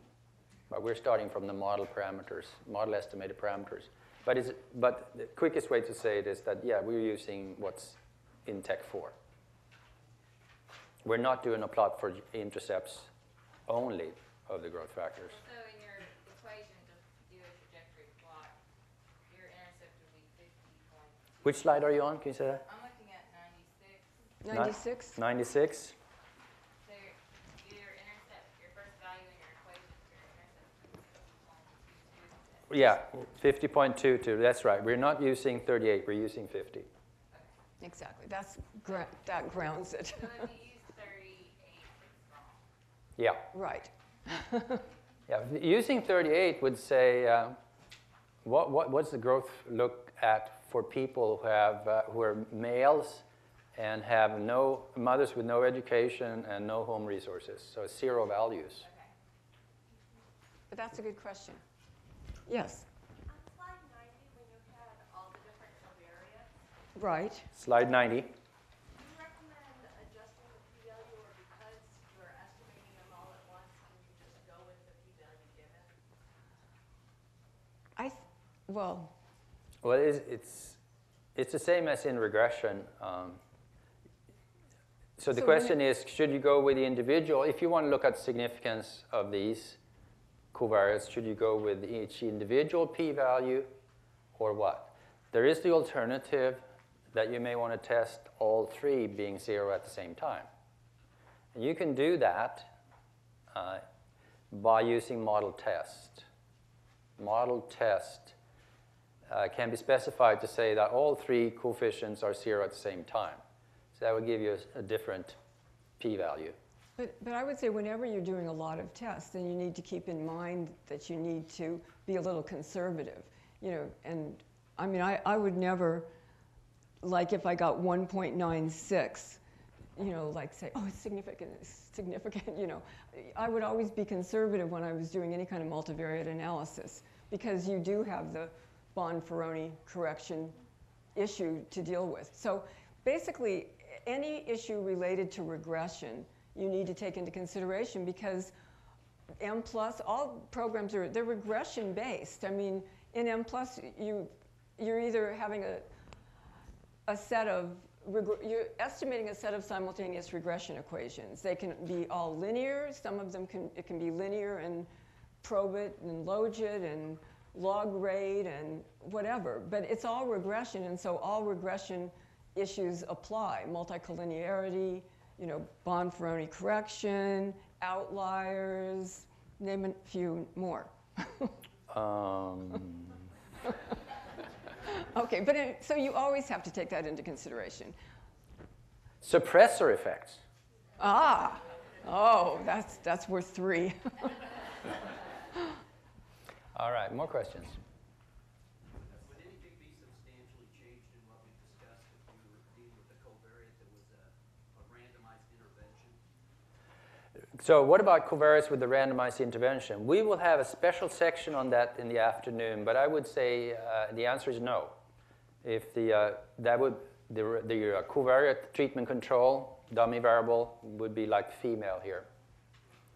Although there are some special considerations when it comes to randomized trials, how to do that modeling. We'll give you some specific hints there on more advanced modeling of that. How to deal with a baseline, for instance. And it won't please FDA. But they have to change. Dimitri. Yeah, when it comes to modification indices that you use with correlating those residuals, right? Just one clarification. We should treat one at a time, right? One at a time, yeah. Linda stressed one at a time. Otherwise, they will change as you free one. They will change. You have to do it in steps. And then, when you free one at a time, it's 1 degree of freedom. Should we use 3.84 or 10? That's the... Yeah. So the modification indices concern the relaxing, freeing of one parameter at a time. So the critical value for chi-square is with 1 degree of freedom. And the critical value with a 1 degree of freedom chi-square is 3.84 what? 8413. Well, you can fool me easily. But once again, so you want it to be greater than that. We have the default of 10 because we're suspecting that you're snooping around a lot in your data. So we have a little stricter default. But once again, you would never want to go all the way down to 3.84 probably. You know, you'd really be capitalizing on the sampling variability in your sample if you modified that much. Modification should be done thoughtfully and very carefully and as little as possible, you know. So I think you protect yourself then. Yeah, sparingly. Good, strong, significant, high modification index and very interpretable parameter. And a good reason for doing it.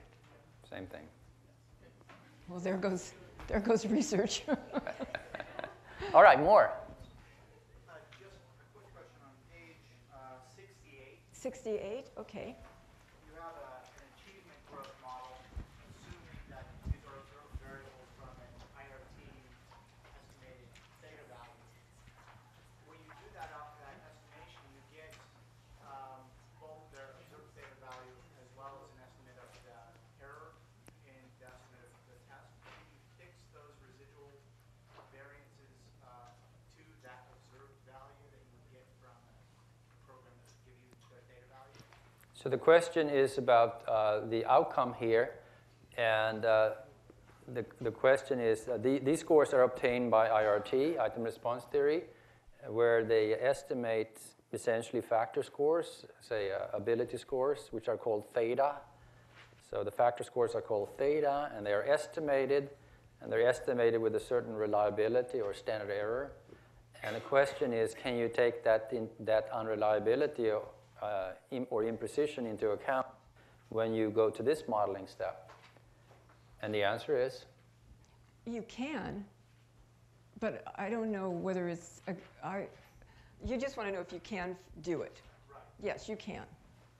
So I mean, there's a, you would say, let's F7 by math 7 at 1, and then you'd go math 7 at, and you would fix it at the value that is something like, isn't 1 minus reliability?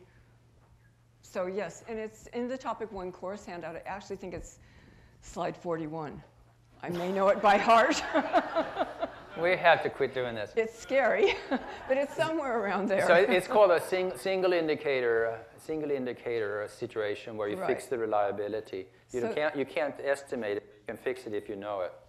Now with IRT, like in this case, they have like 60 items, so the error is so small that it's probably ignorable. If you do that, though, I think it might interact in a not good way with the growth modeling language. So be sure you check to see that the language, that all the intercepts and things are fixed properly. It is like doing growth modeling for a latent variable, which yeah, we'll see this afternoon how that goes. Okay. All right, more. Yes. Is that a question from UCLA? Yay! All right. Which department? Public health. Good. Now you have to come all the way here? We even ran into each other at the airport. Right. So this is maybe a simple question, but could you have either one or all of those math scores then predict another ultimate outcome? Yes. So the question is, can these outcomes predict a distal outcome? And we'll have an example of that when we talk about embedded growth models today. But the quick answer is yes, but you have to be careful to specify it well, because there are some difficulties there. Okay, well, maybe we should go to lunch if nobody's desperate. And when should we be back? We should be back no later than 1:30 because we have to leave this room at 5 o'clock. So we don't want to cheat you out of It's anything. not a safe room, I don't think. No, I wouldn't trust it. I wouldn't trust it.